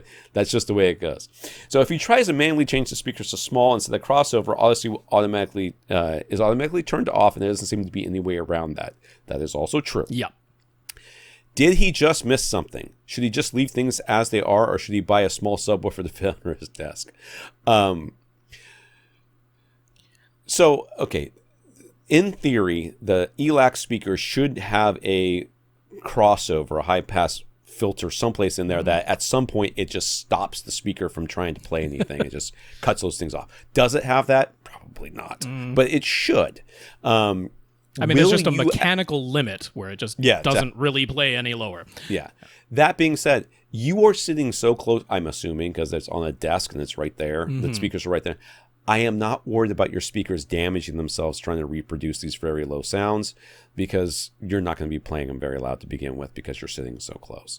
Can you get a small subwoofer to go underneath your desk? I think absolutely you can do that. And then that would at least give you some peace of mind and actually give you a lot more bass than you're currently getting. Yeah, like I'd recommend for very inexpensive amounts, one of the 10-inch Dayton models from Parts Express. You could look at the Sub 1000, the 10-inch model there. It's on sale right now for $140. Usually goes for $155, so nice and affordable. It's basically a 15-inch cube as far as the physical form factor goes, so I would consider that compact, although not the smallest thing ever. It has 30 hertz extension, so if we're talking about music listening, that's really very decent. I wouldn't be be upset with that at all. If you want even physically smaller, they have their Sub 1000L, which is also a 10-inch driver, but it is that really flat form factor, like kind of meant to go underneath a couch. So that one sells for $185. It's only 6 inches tall. You also have the option of that one of actually wall mounting it, or they include feet so that you can stand it vertically if you want to. So that one can fit where a lot of other subwoofers can't. They rate it at 32 hertz extension. So again, for music purposes, that could work out pretty well. So that is one way to do it. You could also just trick your receiver. If you have anything with an RCA input in it that makes sound, then you could just hook that up during the auto setup so that it will detect that when it plays something out of the subwoofer output that some sound is made, and then you just physically unplug it later, because that will then allow you to set your Unify speakers to small with whatever crossover you desire without Audyssey turning itself off, because when it ran the auto setup, there was sound coming out of the subwoofer output. You're just physically unplugging that after the fact. That would allow you to kind of trick it if you want to do it that way. But that would assume you have something on hand that can take an RCA input. So why does this article have the world's weird? It's the slug for this is very strange. So anyways, I linked up the article that I was talking about. Okay. But it's got a very strange URL, and I don't know why. It says _trashed /3. I don't know. I don't understand why that happened. That shouldn't have been. It should be the name of the article. Behind the scenes stuff. We'll have a link to it. Whatever. We'll have a link. Lastly, he wants to know what kind of bike I'm riding. Travis is a self-proclaimed bike nerd. Well, you've probably never heard of it, but it's called Coratec. Coratec is a German brand. They sell very rarely here in the States. In Germany, they do not sell bikes in pieces and ship them to a bike shop to be built, which is how 99% of bikes are sold. Instead, in Germany, they go around in trucks and they deliver fully assembled bikes so that they're assembled at the factory. Here in the States, they ship them fully assembled bikes that have like the handlebars taken off and a couple of the little, the seat put to the side and stuff, but everything else is already assembled in a box. And according to the bike shop I bought them from, who no longer carries them, this is troublesome because they aren't super good at packing them in said boxes. Okay. And they often arrive damaged, which is problematic. So there's one shop. This shop used to sell them. They don't sell them anymore. There's another shop here in town that sells them, but it's Coratec. I don't remember what the name of the team something CC something or CD. I don't remember. Limited. Excellent. Blah blah blah. Anyways, it's a bike. It's carbon fiber. It's fine. And if you're ever in Florida, feel free to let me know, and I'll take you for a bike ride. Like, we can go either slow or fast, depending on relative to me how you cycle, which probably is faster than me. So you'll have to go slow. Greg, I don't know. How long have we been going? It feels like I've been in here eternity. 35 minutes more if we can get. We got 19 questions on this list, dude, so we got to pick it up. That's not... Hey, you people ask them. We'll get to them eventually. I don't know why my voice is so hoarse today. Greg has a small enclosed room, 13 by 14 feet, set up as an acoustically treated dedicated theater. Good for you, Greg. 3 years ago, he followed our advice and went with Pioneer Andrew Jones speakers all around with NHT Super Zeros on the ceiling for Atmos and dual SVS PB1000 subs for full 7.2.4 configuration. It's awesome, and his whole family loves having a theater in their house. He didn't have any quibbles with the sound, but the physical size of the Pioneer bookshelf speakers was a bit of an issue. He used side clamping wall mounts for the surrounds and surround backs, and they have been bumped into multiple times. So purely for the physical form factor, he's planning to buy 2 pairs of ELAC debut OW 4.2 on-wall speakers, but then he came across some thrift store and Amazon warehouse deals for some PSB speakers. He already owns a PSB Alpha P5 bookshelf speakers that he's kept in a different room. He thinks they sound better than the Pioneers, and he doesn't use that other room very much, so he sort of felt as though the PSB speakers have been going to waste. He found the matching PSB Alpha C10 center and PSB Alpha HT1 subsat speaker package, all for about half the price of what the 2 pairs of ELAC all on-wall speakers would have cost him. But he hasn't actually changed his theater at all yet. Did he make a mistake? Should return all the PSP speakers he bought and go with the original idea of keeping Pioneer speakers up front, replacing the surrounds and surround backs with ELAC all-in walls. He quickly tried out the PSP subsat speakers. They are small, they have a keyhole mount, so physically they're much more convenient, and they sound okay? Maybe not quite as good as the Pioneer bookshelves, but they'd only be for surround and surround backs. He already knows he prefers the PSP Alpha P5 speakers up front, so what do we think about the PSP Alpha series? He doesn't want to mess up a theater that he already knows he loves, so will the PSBs all around be an upgrade or a downgrade in our view? I am not worried about the surround and surround back speakers, like, at all. I mean, first of all, the NHTs, he doesn't have NHTs. He's got those on the ceiling, right? He's got those on the ceiling, and I mean, he doesn't just want to physically remove them, so I'm fine with that. Yeah, I wouldn't touch them either. Yeah. No need to. But he's got the bookshelves on the walls. Yeah. I mean, if it were me, I would at least, because he's got the two front, left, and right speakers. You could put those in here with these little satellites. Yeah. And just try it out to begin with. But I got no problems with this, especially if you like the fronts and you found the center and all of this is very cheap. Oh, yeah. I think I would just do this. I mean, to me, sending this all back, spending twice as much to get 2 pairs of the ELAC on walls and putting those up there is not going to sound better than this PSP package. And of course, you can sell your Pioneer engine. Or he was going to move the Pioneer towers into the listening room because he wants speakers in there still, but they're not going to get used as much. But I mean, you can sell your other Pioneer speakers because people will definitely buy them. They'll sell for sure. They'll definitely sell. So yeah, it all comes down to the front speakers for me. And if you already know that you like these PSP Alpha P5 speakers a little bit better than the Pioneer Andrew Jones speakers for the front, left, right, that to me, that's the whole answer. I'm done at that point because I'm not worried at all about the surround and surround backs. These ones are nice and compact. They're certainly smaller than the bookshelf Pioneer speakers. Have the keyhole mount, so easy to mount, much smaller. You're not going to bump into them. I'm not worried one iota about their sound quality. And then you already know you like the fronts better. That's where you're going to notice the sound improvement. So I would say this is an upgrade and it costs less, which is the rare combination where there is no reason not to do it. And the NHTs will play nice with these too. Oh, very much so, yeah. You've got, I see very little reason for you to not do what you have done. Right. And I feel like you will feel it's an upgrade. I don't feel like you'll feel like it's a huge upgrade. Sure. But I feel like you will, in the end, go, I am glad this is not a mistake. I will put your mind at ease. Yes. Kris has Aperion Intimus bookshelf speakers for his surrounds. He worked out that he wanted 38-inch tall speaker stands to elevate them just enough above the back seats. So he got the Video Secu adjustable speaker stands. He was able to get the desired height and they side clamp onto the speakers, but they're not that sturdy and the speakers lean a bit. They've actually fallen over more than once, so he wants something more stable. He found some Rockville stands for $120 on Amazon. They're 36 inches tall. They come in 2 sizes of top plates, but the height does not adjust at all, and you can fill them with sand if you want. Should you get those or something else? I mean, 2 inches. I am so not crying about 2 inches. Nope. To begin with. You can put a little pad on there to like decouple the speaker a little bit, and that's going to almost make up for it. Yeah. So, I mean, he wanted them. How high did he want them? 38 originally is what he worked out. These are going to be 36. So, yeah, you could do something like that. Or, and I would just fill like the bottom third. Yes. Bottom half with something. Oh, yeah. You wouldn't fill them all the way up because then they're... People do that though, right? And they don't think about it. But when you fill it all the way up, you're not actually making it. You're just making it heavier. You're not making it all that much more sturdy. If you fill up the bottom third or bottom, you've lowered the center of gravity. That's what you want to do.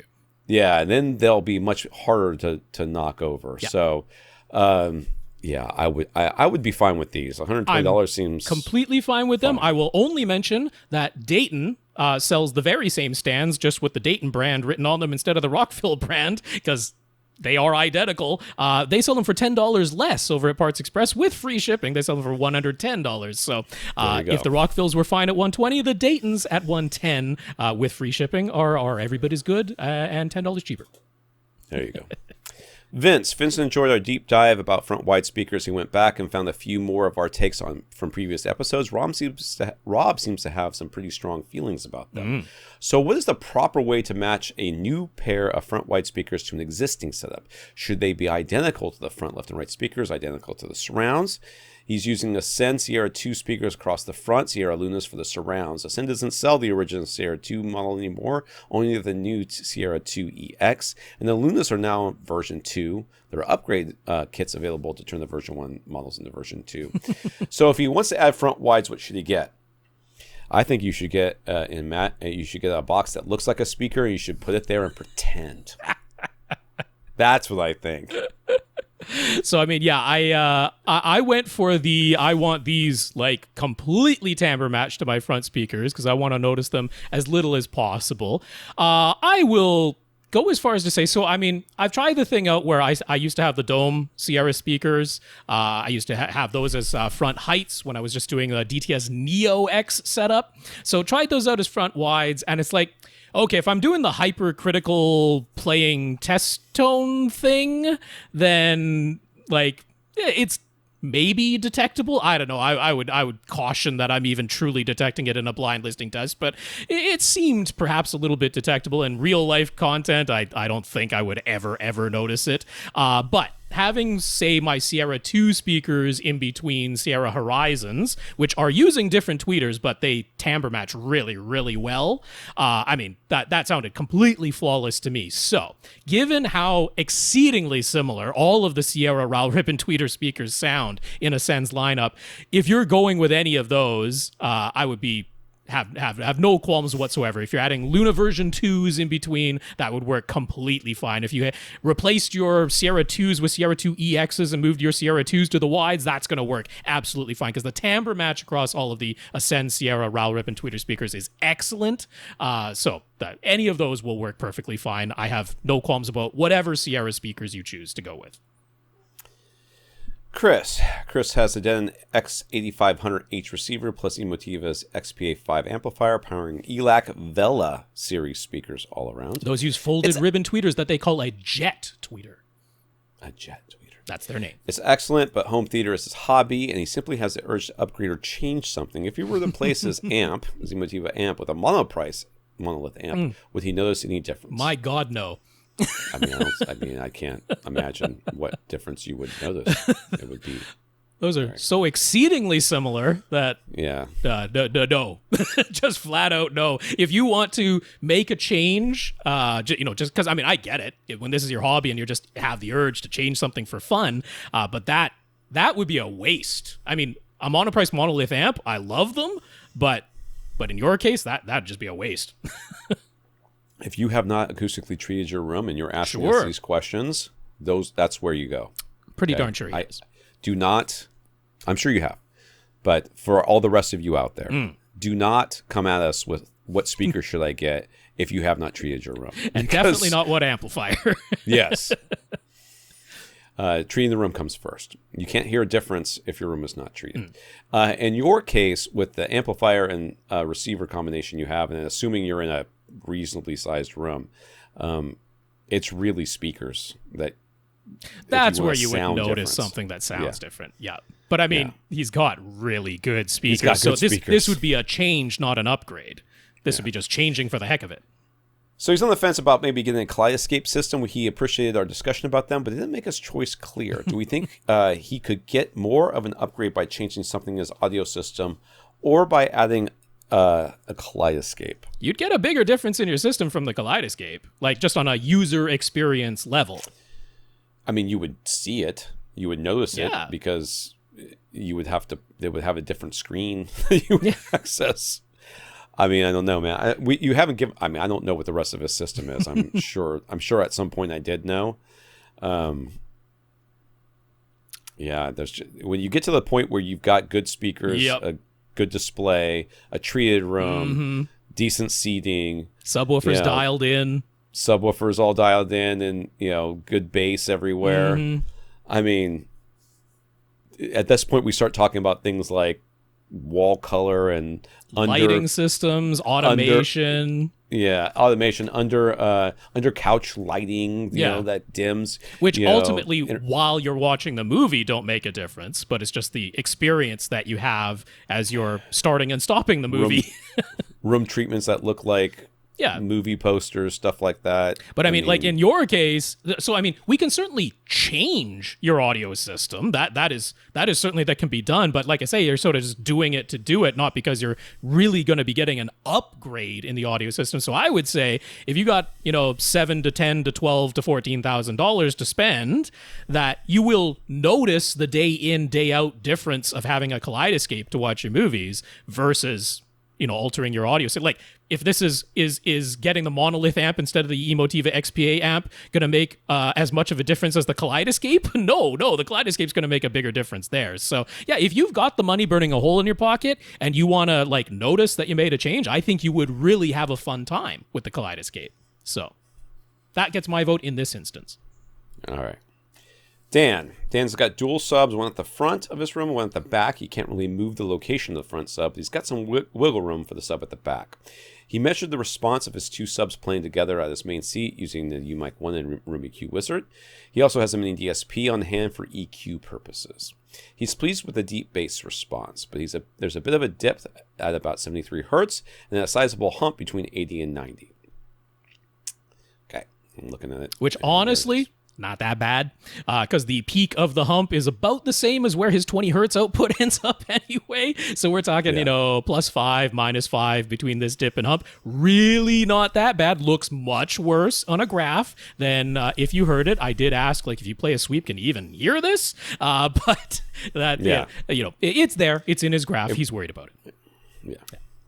So he's got 8-inch thick bass traps in the rear corners of his room, and he had hoped that with the subs at the front of the room and the back of the room, thick bass traps with this mini DSP optimizing his bass was going to be straightforward. But then this dip and hump showed up. Through sheer tedium and trial and error, he found that moving his rear sub about 4 feet along his back wall, he was able to get that hump sorted out, and the changes he makes with the mini DSP now seem to work quite nicely across all of his main seats. But is there not a better way? Sure, you can change the dimensions of your room. That certainly costs more than moving your sub 4 feet, I would venture to say. And if and when he does another setup in a different room, how do you get rid of peaks and dips using dual subs without resorting to trial and error of placement? So there was another potential solution here, which was changing your crossover, which I don't know if it was at 80, but I assume it was. Well, yeah, I mean, like that is going to make a difference regardless, but this measurement that he sent was just the two subs. So that isn't with any speakers involved. So at that point, the crossover isn't really engaged. Yeah, like making, like if you raised the crossover, then this hump and dip are going to show up in the bass response. If you lower it, like you're probably still going to get a bit of that 80 to 90 hertz hump, and then you would have to make sure that your speakers are actually playing that low linearly across all of your seats, which is a greater unlikelihood. Is this with room correction applied though? Is my question. No. This is the two subs put together. Straight. Now I don't know how uniform that was across his 3 seats. He did say he tried to fiddle with his mini DSP, and it didn't really work across all 3 seats when he did that. So I'm guessing there was some non-uniformity. Now he's saying, okay, he just sheer trial and error in Tedium. I'm guessing this is not an enclosed rectangular room either, or maybe it's probably enclosed, but maybe not perfectly rectangular, which most rooms aren't anyway. Yeah. Perfectly understandable. So, and I mean, also maybe the sub at the front of the room is not in the middle of the front of the room, right? It's offset, right. So he tried to do the diagonally opposite, but it didn't quite work out. He had to move it 4 feet away from there, and then it worked out, right? Unfortunately, I don't really know a better way than trial and error. Like, there is you could go to the extent of measuring all the positions rather than the trial and error of listening to it and measuring, but it's still trial and error. It's just replacing listening to the sweeps with measuring the sweeps. It's still tedium and trial and error. I mean, is there a brute force approach? Yes, Arcos. Arcos is the brute force approach. Or using the multi-sub optimizer, which to really do it right, you'd have to add at least 1 or 2 more subwoofers, because leaving 2 subwoofers placed where they were and trying to use the multi-sub optimizer can't really do its best work and might not get you the results that you want without physically moving one of the 2 subwoofers. So if you're sticking with dual subs, I don't have a better solution here other than spend all the money to do it with Arcos or go through the trial and error. That's kind of it. Yeah. Yeah. Shawn. A couple of weeks ago, we discussed Shawn's setup. He's got an RBH Impression Series towers, and he was saying he'd like to switch to bookshelves, but also get better clarity, refinement, and louder output. He mentioned that he's making DIY room treatments, but hasn't installed them yet. So we said to get his room treated first. That might solve the clarity and refinement part of things. He's going to do that and see how his RBH speakers sound after the treatments are up. All right, so good. I guess we're done. Let's go to the next person. We also said that his RBH speakers can get very loud, but they do require a lot of watts to get there. He's using a Rant's SR6009 receiver. It has pre-outs, so adding an amp is entirely possible. He came across a deal on an Outlaw Model 5000. Would that be a good choice in this case, or does he need something else? Do you need your receiver to get louder? Are your speakers not loud enough? Because buying an amp and having more power available does not mean that you'll ever turn it up loud enough to need that. But he wanted the louder. He wanted the considerably louder.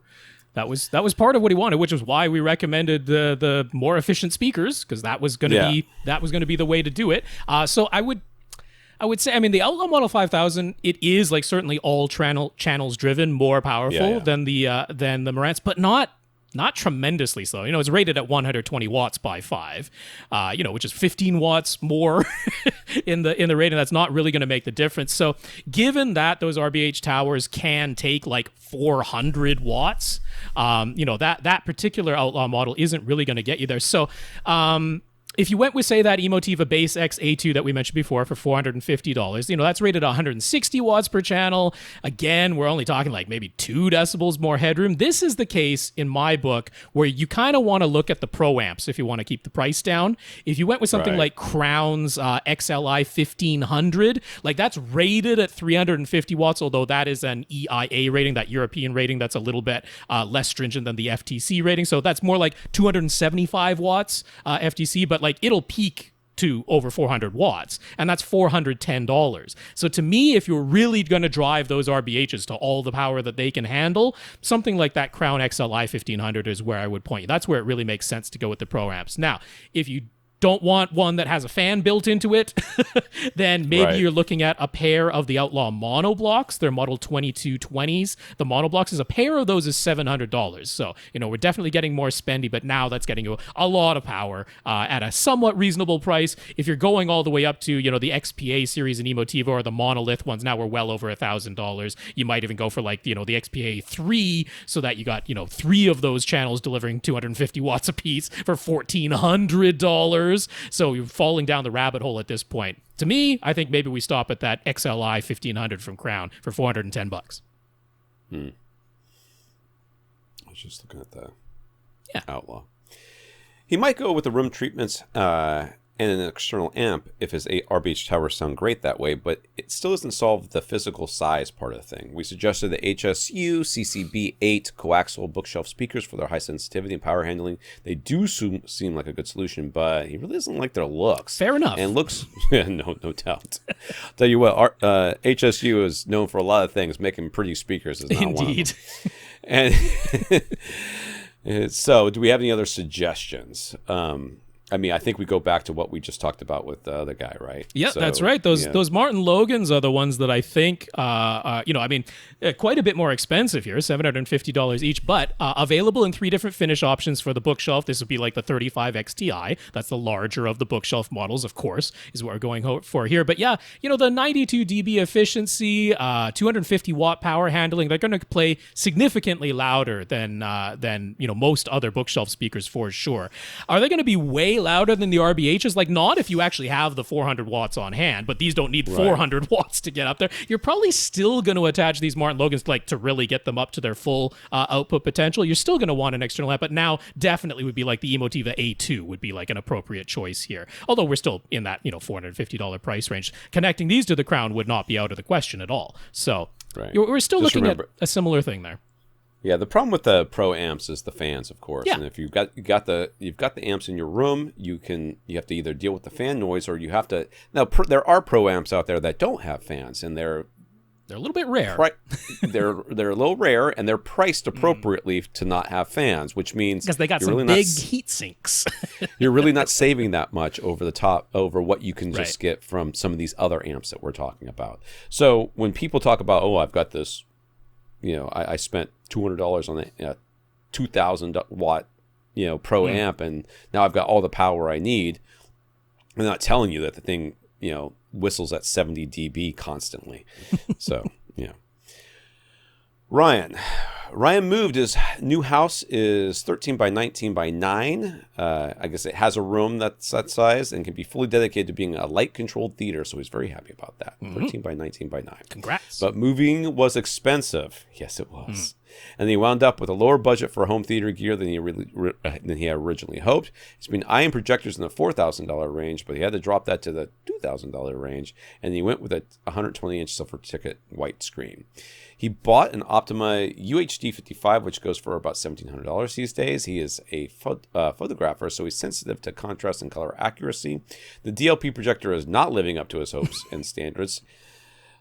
I know. And he knew the black levels wouldn't be fantastic, but he wasn't prepared for the colors to look off and HDR to look kind of awful, with details clipped off, very inaccurate, wide color, and not nearly enough contrast to really be HDR. The Optima gets plenty bright, but it seems like that was the only focus and everything else suffers. That said, when you watch 3D, it looked much better. Black levels and contrast were improved because 3D glasses You've got glasses dim everything. in front of your face. Yep. You could just put those glasses on all the time. Colors look more accurate, and it gave him a glimpse of why he wanted the projector in the first place. So, why did 3D look so much better? And we just were making fun of it, but the reason is because 3D glasses cut out like 50% of the light. You just lowered your black level by 50%. to each eye. Yep. So, if you could take the lens, and you've got two of them, you can do this, right? You got two pairs of lenses. You can just take the right lens and put it over the top of the left lens, and you will see that all of a sudden you've gone from a lens you can see through to completely black. It will black out all of the light because it's basically allowing. They're polarized, and these ones are a shutter system. They're shutters because this is DLP. So yeah, DLP. I forgot about that. Yeah. So they will actually black it out. So you are literally losing half the light output. So that's why they look that much better. It probably also dimmed. It dimmed all the colors. It dimmed everything. Yeah. So the overblown colors and the overblown brightness kind of it took it down to a more reasonable level for you. So that's why it looks better. So it really does need to stick to the $2,000 range. Are you sure? Because for $3,000 you can get an Epson 5050 UB. It's a lot more. Maybe a little bit of wiggle room, but $2,300 would be the absolute max. You could still return the Optima, so is there a different projector model that would be quite a bit better, particularly for 2D content and HDR, and still fit his budget? Boy, I wish you can get like a 5040 or whatever the last one was, that they were blowing those out for a while, right? Yeah, I have no idea if you're still going to be able to find refurbished 5040 UB or 5050 UB. I mean, yeah, ideally we would get you all the way up to that, but I mean, I think he's kind of aware of that, and he's just like, in the under $2,000 price point, is there anything that's going to be better? There are two projectors I'm going to mention that are better than the Optima UHD 55, certainly in my opinion at least. The black levels are not going to be ultra black. But he was willing to accept that. He was like, I know the black levels aren't going to be perfect inky black. I just didn't expect the colors and the HDR to look so bad. So I'm like, okay, if you're okay with the black level, probably not getting much better. BenQ's HT 3550 is a DLP projector. It's very similar to your Optima, but has considerably more accurate color.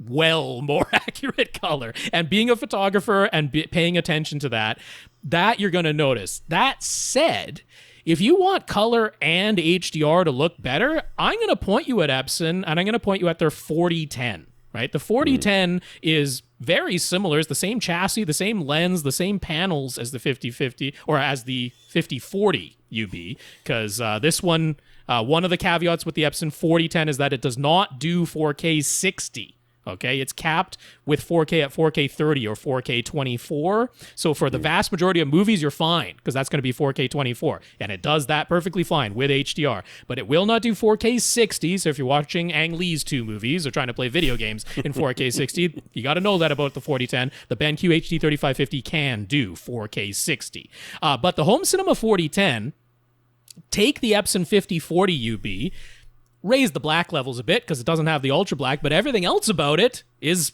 kind of the same, including it has all the motorized lens features, which is kind of amazing for the $2,000 price point. So that, the HDR looks better. You've got the HDR slider on that, so you can adjust it from movie to movie. If you're noticing details clipped off, you can adjust that, which you can't really do with the BenQ or the Optima. The colors are considerably more accurate. You actually get wide color with the Epson Home Cinema 4010, whereas the other two, like the BenQ is accurate but contained, right? It's like showing your Rec 2020 colors in a Rec 709 container. It just does a much better job than the Optima of actually doing that accurately. But the Epson Home Cinema, it has a digital cinema mode with a filter that makes the colors really accurate. So I like that as long as 4K 60 is not a make or break for you.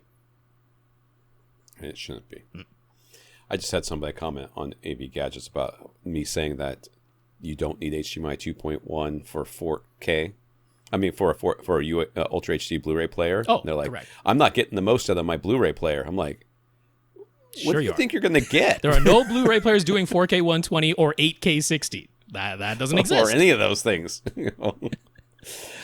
Martin in Ireland. First up, Martin made a speaker decision. He went with the Focal Cora series speakers after we helped him narrow down his choices to those or the Monitor Audio Bronze. He's very pleased with them, so he says thank you both for your help. You are very welcome. I'm so happy for you. His room is roughly 14 by 15 by 7 feet. There's a bay window at the back and a fireplace on the right. The fireplace juts out into the room a bit, so it creates some small alcoves at the front right and rear right of the room. Mm-hmm. Okay. Yep. We've got a diagram up of it on YouTube, or you can see it in the Flickr album. It's a square with a fireplace jutting into it and a bare window at the back.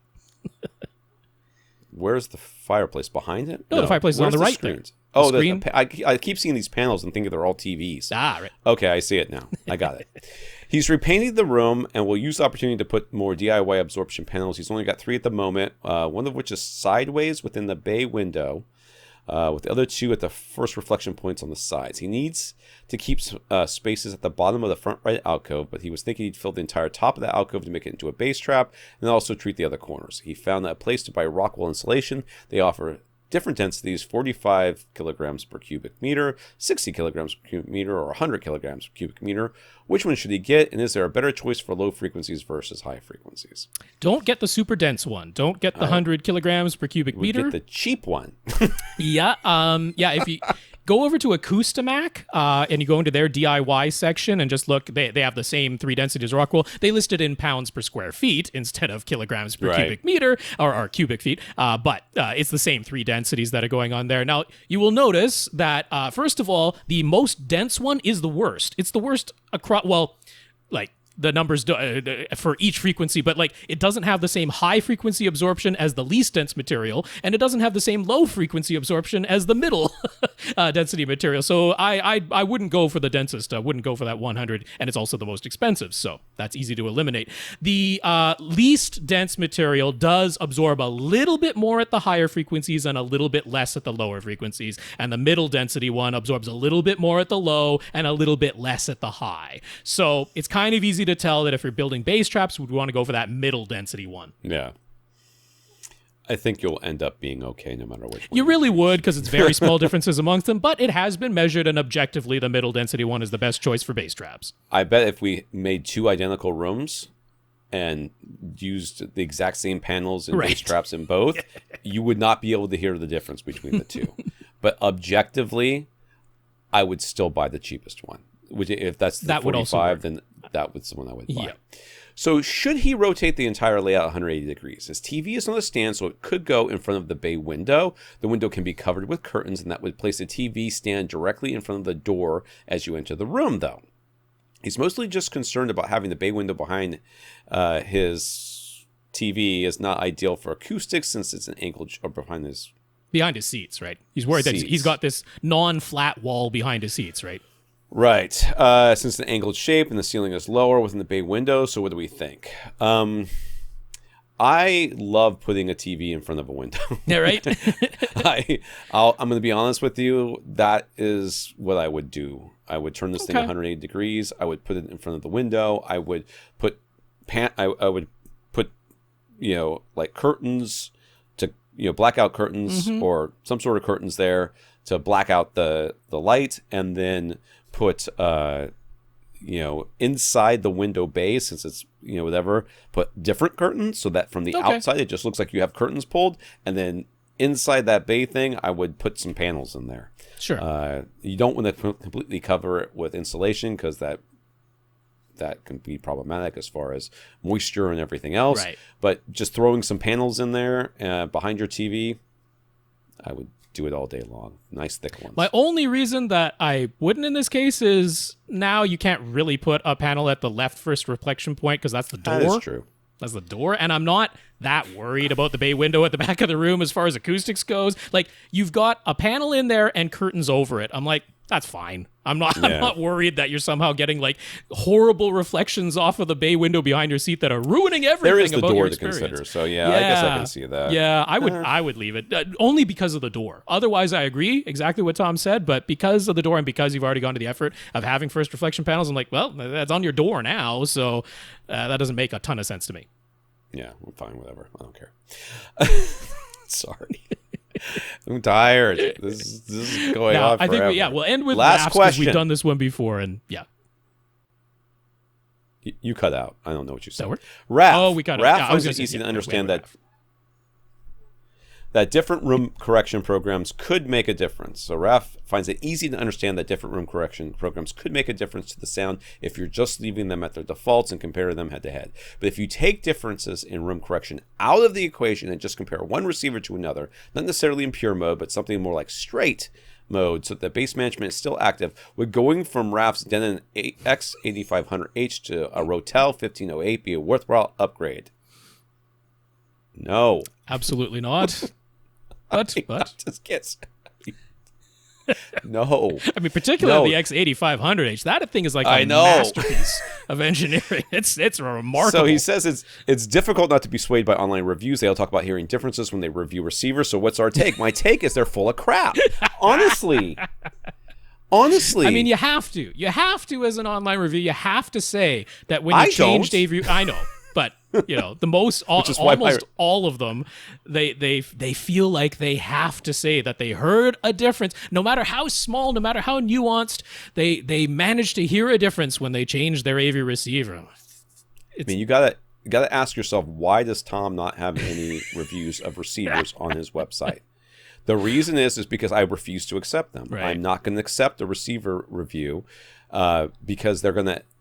I would if there was an objective way for me to go through and show, or at least talk about some of the features that they have that's different. But I don't have a 4K display yet, and there's really nothing about gaming that. I mean, I do have an Xbox Series X, but without the 4K display and the variable refresh rate and all that other stuff that I could test out.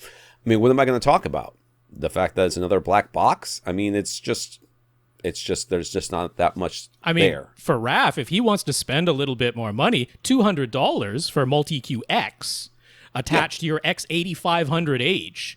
Like, you can tune that thing. Now you can dial that thing in like however you want. Like every way that you could possibly imagine, and that's only $200 more, which is a much smaller price difference than what he was talking about doing. I mean, to start with an X8500H and think that you're going to buy a different AV receiver, that it costs more because Rotel sells so many fewer AV receivers than Denon does. That is the only reason I would venture to say that objectively speaking, the measurements of the X8500H are probably going to be superior as far as the preamp output goes, because man, does it have a clean pre-out, like astonishingly clean pre-out. And then the list of features is just going to be insanely better than what you can get from Rotel. The amplifiers are top rate. People are like, it's an EI transformer. It's not a toroidal transformer. Like, have you seen the EI transformer in the X8500H? Like, that thing is a masterwork. It's amazing how much power that thing can output really, really cleanly. So that's the specifics of Raph's situation. But I mean, here's what I really, really want to see happen. I want to see somebody take two X3700Hs because we know there's been a running order change because of the fire for the DAC chips. Because they were, what was it? Is it AK? What I forget. AKM. It's out of my head right now because we're both hot and tired. I'm gonna but find yes, it. the DAC chip fire, that's what they were using originally. Now they're using somebody else. I'm not sure. It might be Cyrus Logic or something like that. But anyway, they had to make a running order change because the DACs they were using, the factory burned down. But I want one of these, fabled online reviewers to get two X3700Hs and not know which one has which DAC chip, because they are claiming all day long that they can hear the difference between DACs easily. Easily you can hear the difference between DACs. Surely you can. External ones are sold for thousands of dollars. So I want that to happen and then to tell me which one is which. Because there is no way that they're going to do it. In a blind test, not knowing which is which, there is zero chance they're going to be able to tell them apart. And yet, if they knew, then they would surely tell you that one of them sounds different from the other. So it's hogwash. I'm just going to flat out say it. It's hogwash. If you don't have the room correction, like I will say, you take the default setting of Audyssey reference, you put it up against the default setting of Dirac, and we can show objectively there's a difference because they have different target curves, and what comes out of the speakers is measurably a little bit different. I would still say it's probably going to be a little bit tough to tell, except in the bass, where it's obviously much more tipped up in the default of the Dirac. But yeah, you're going to be able to hear that. But you turn off all of that, and you're saying it's just the decoding, the digital to analog conversion, and the amplification, and you're going to claim that you managed to hear all these remarkable, revealing differences, always for the one that costs more somehow? Yeah. Always it's for the one that always costs the newer one. The whatever one they're reviewing is the one that's better. And that's why you can't try. Like if every review that comes out from a person is there was an improvement over what I had. Yeah.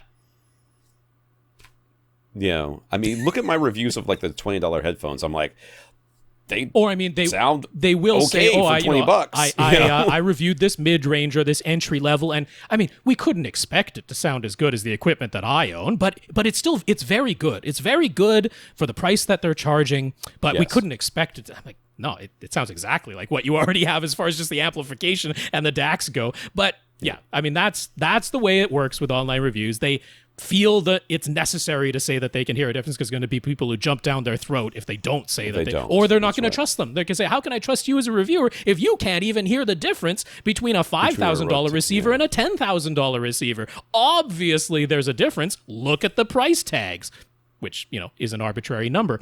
But that's what's going on there. That's my take on that.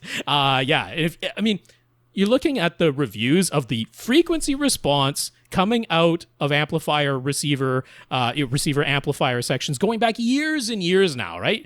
Audioholics has done probably the best job of actually measuring the actual output. And you look at that frequency response, and from unless it's a garbage receiver, it's a flat line to 30 kilohertz. Yeah.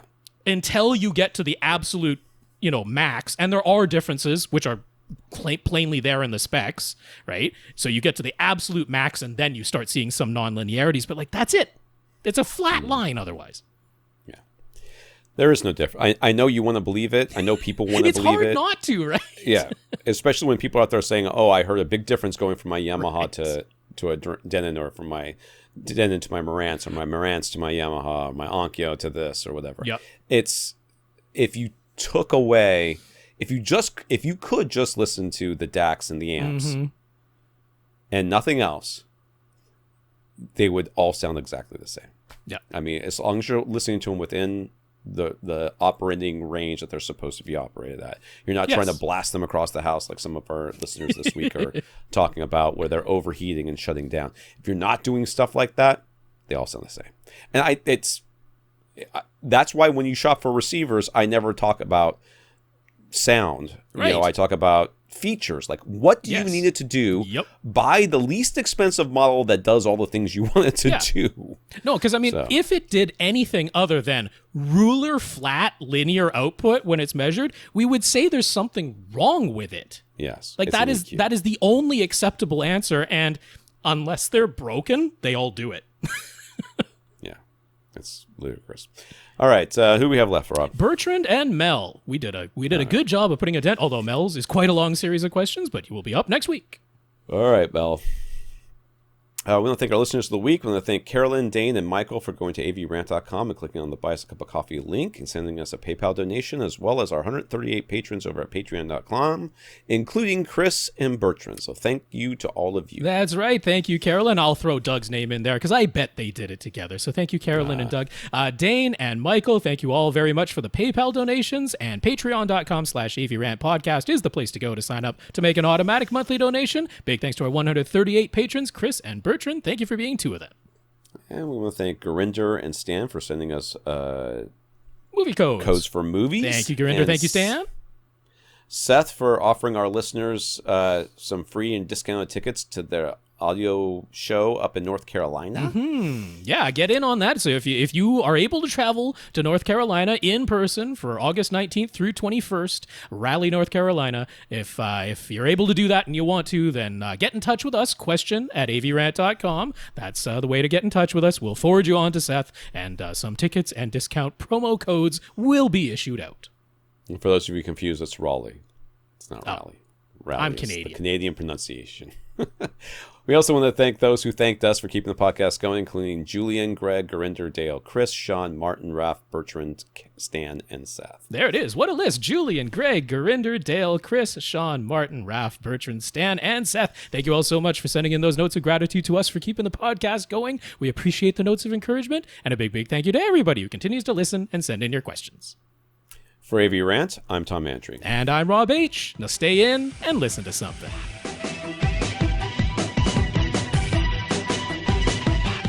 Want your question answered? Send it to question@avrant.com.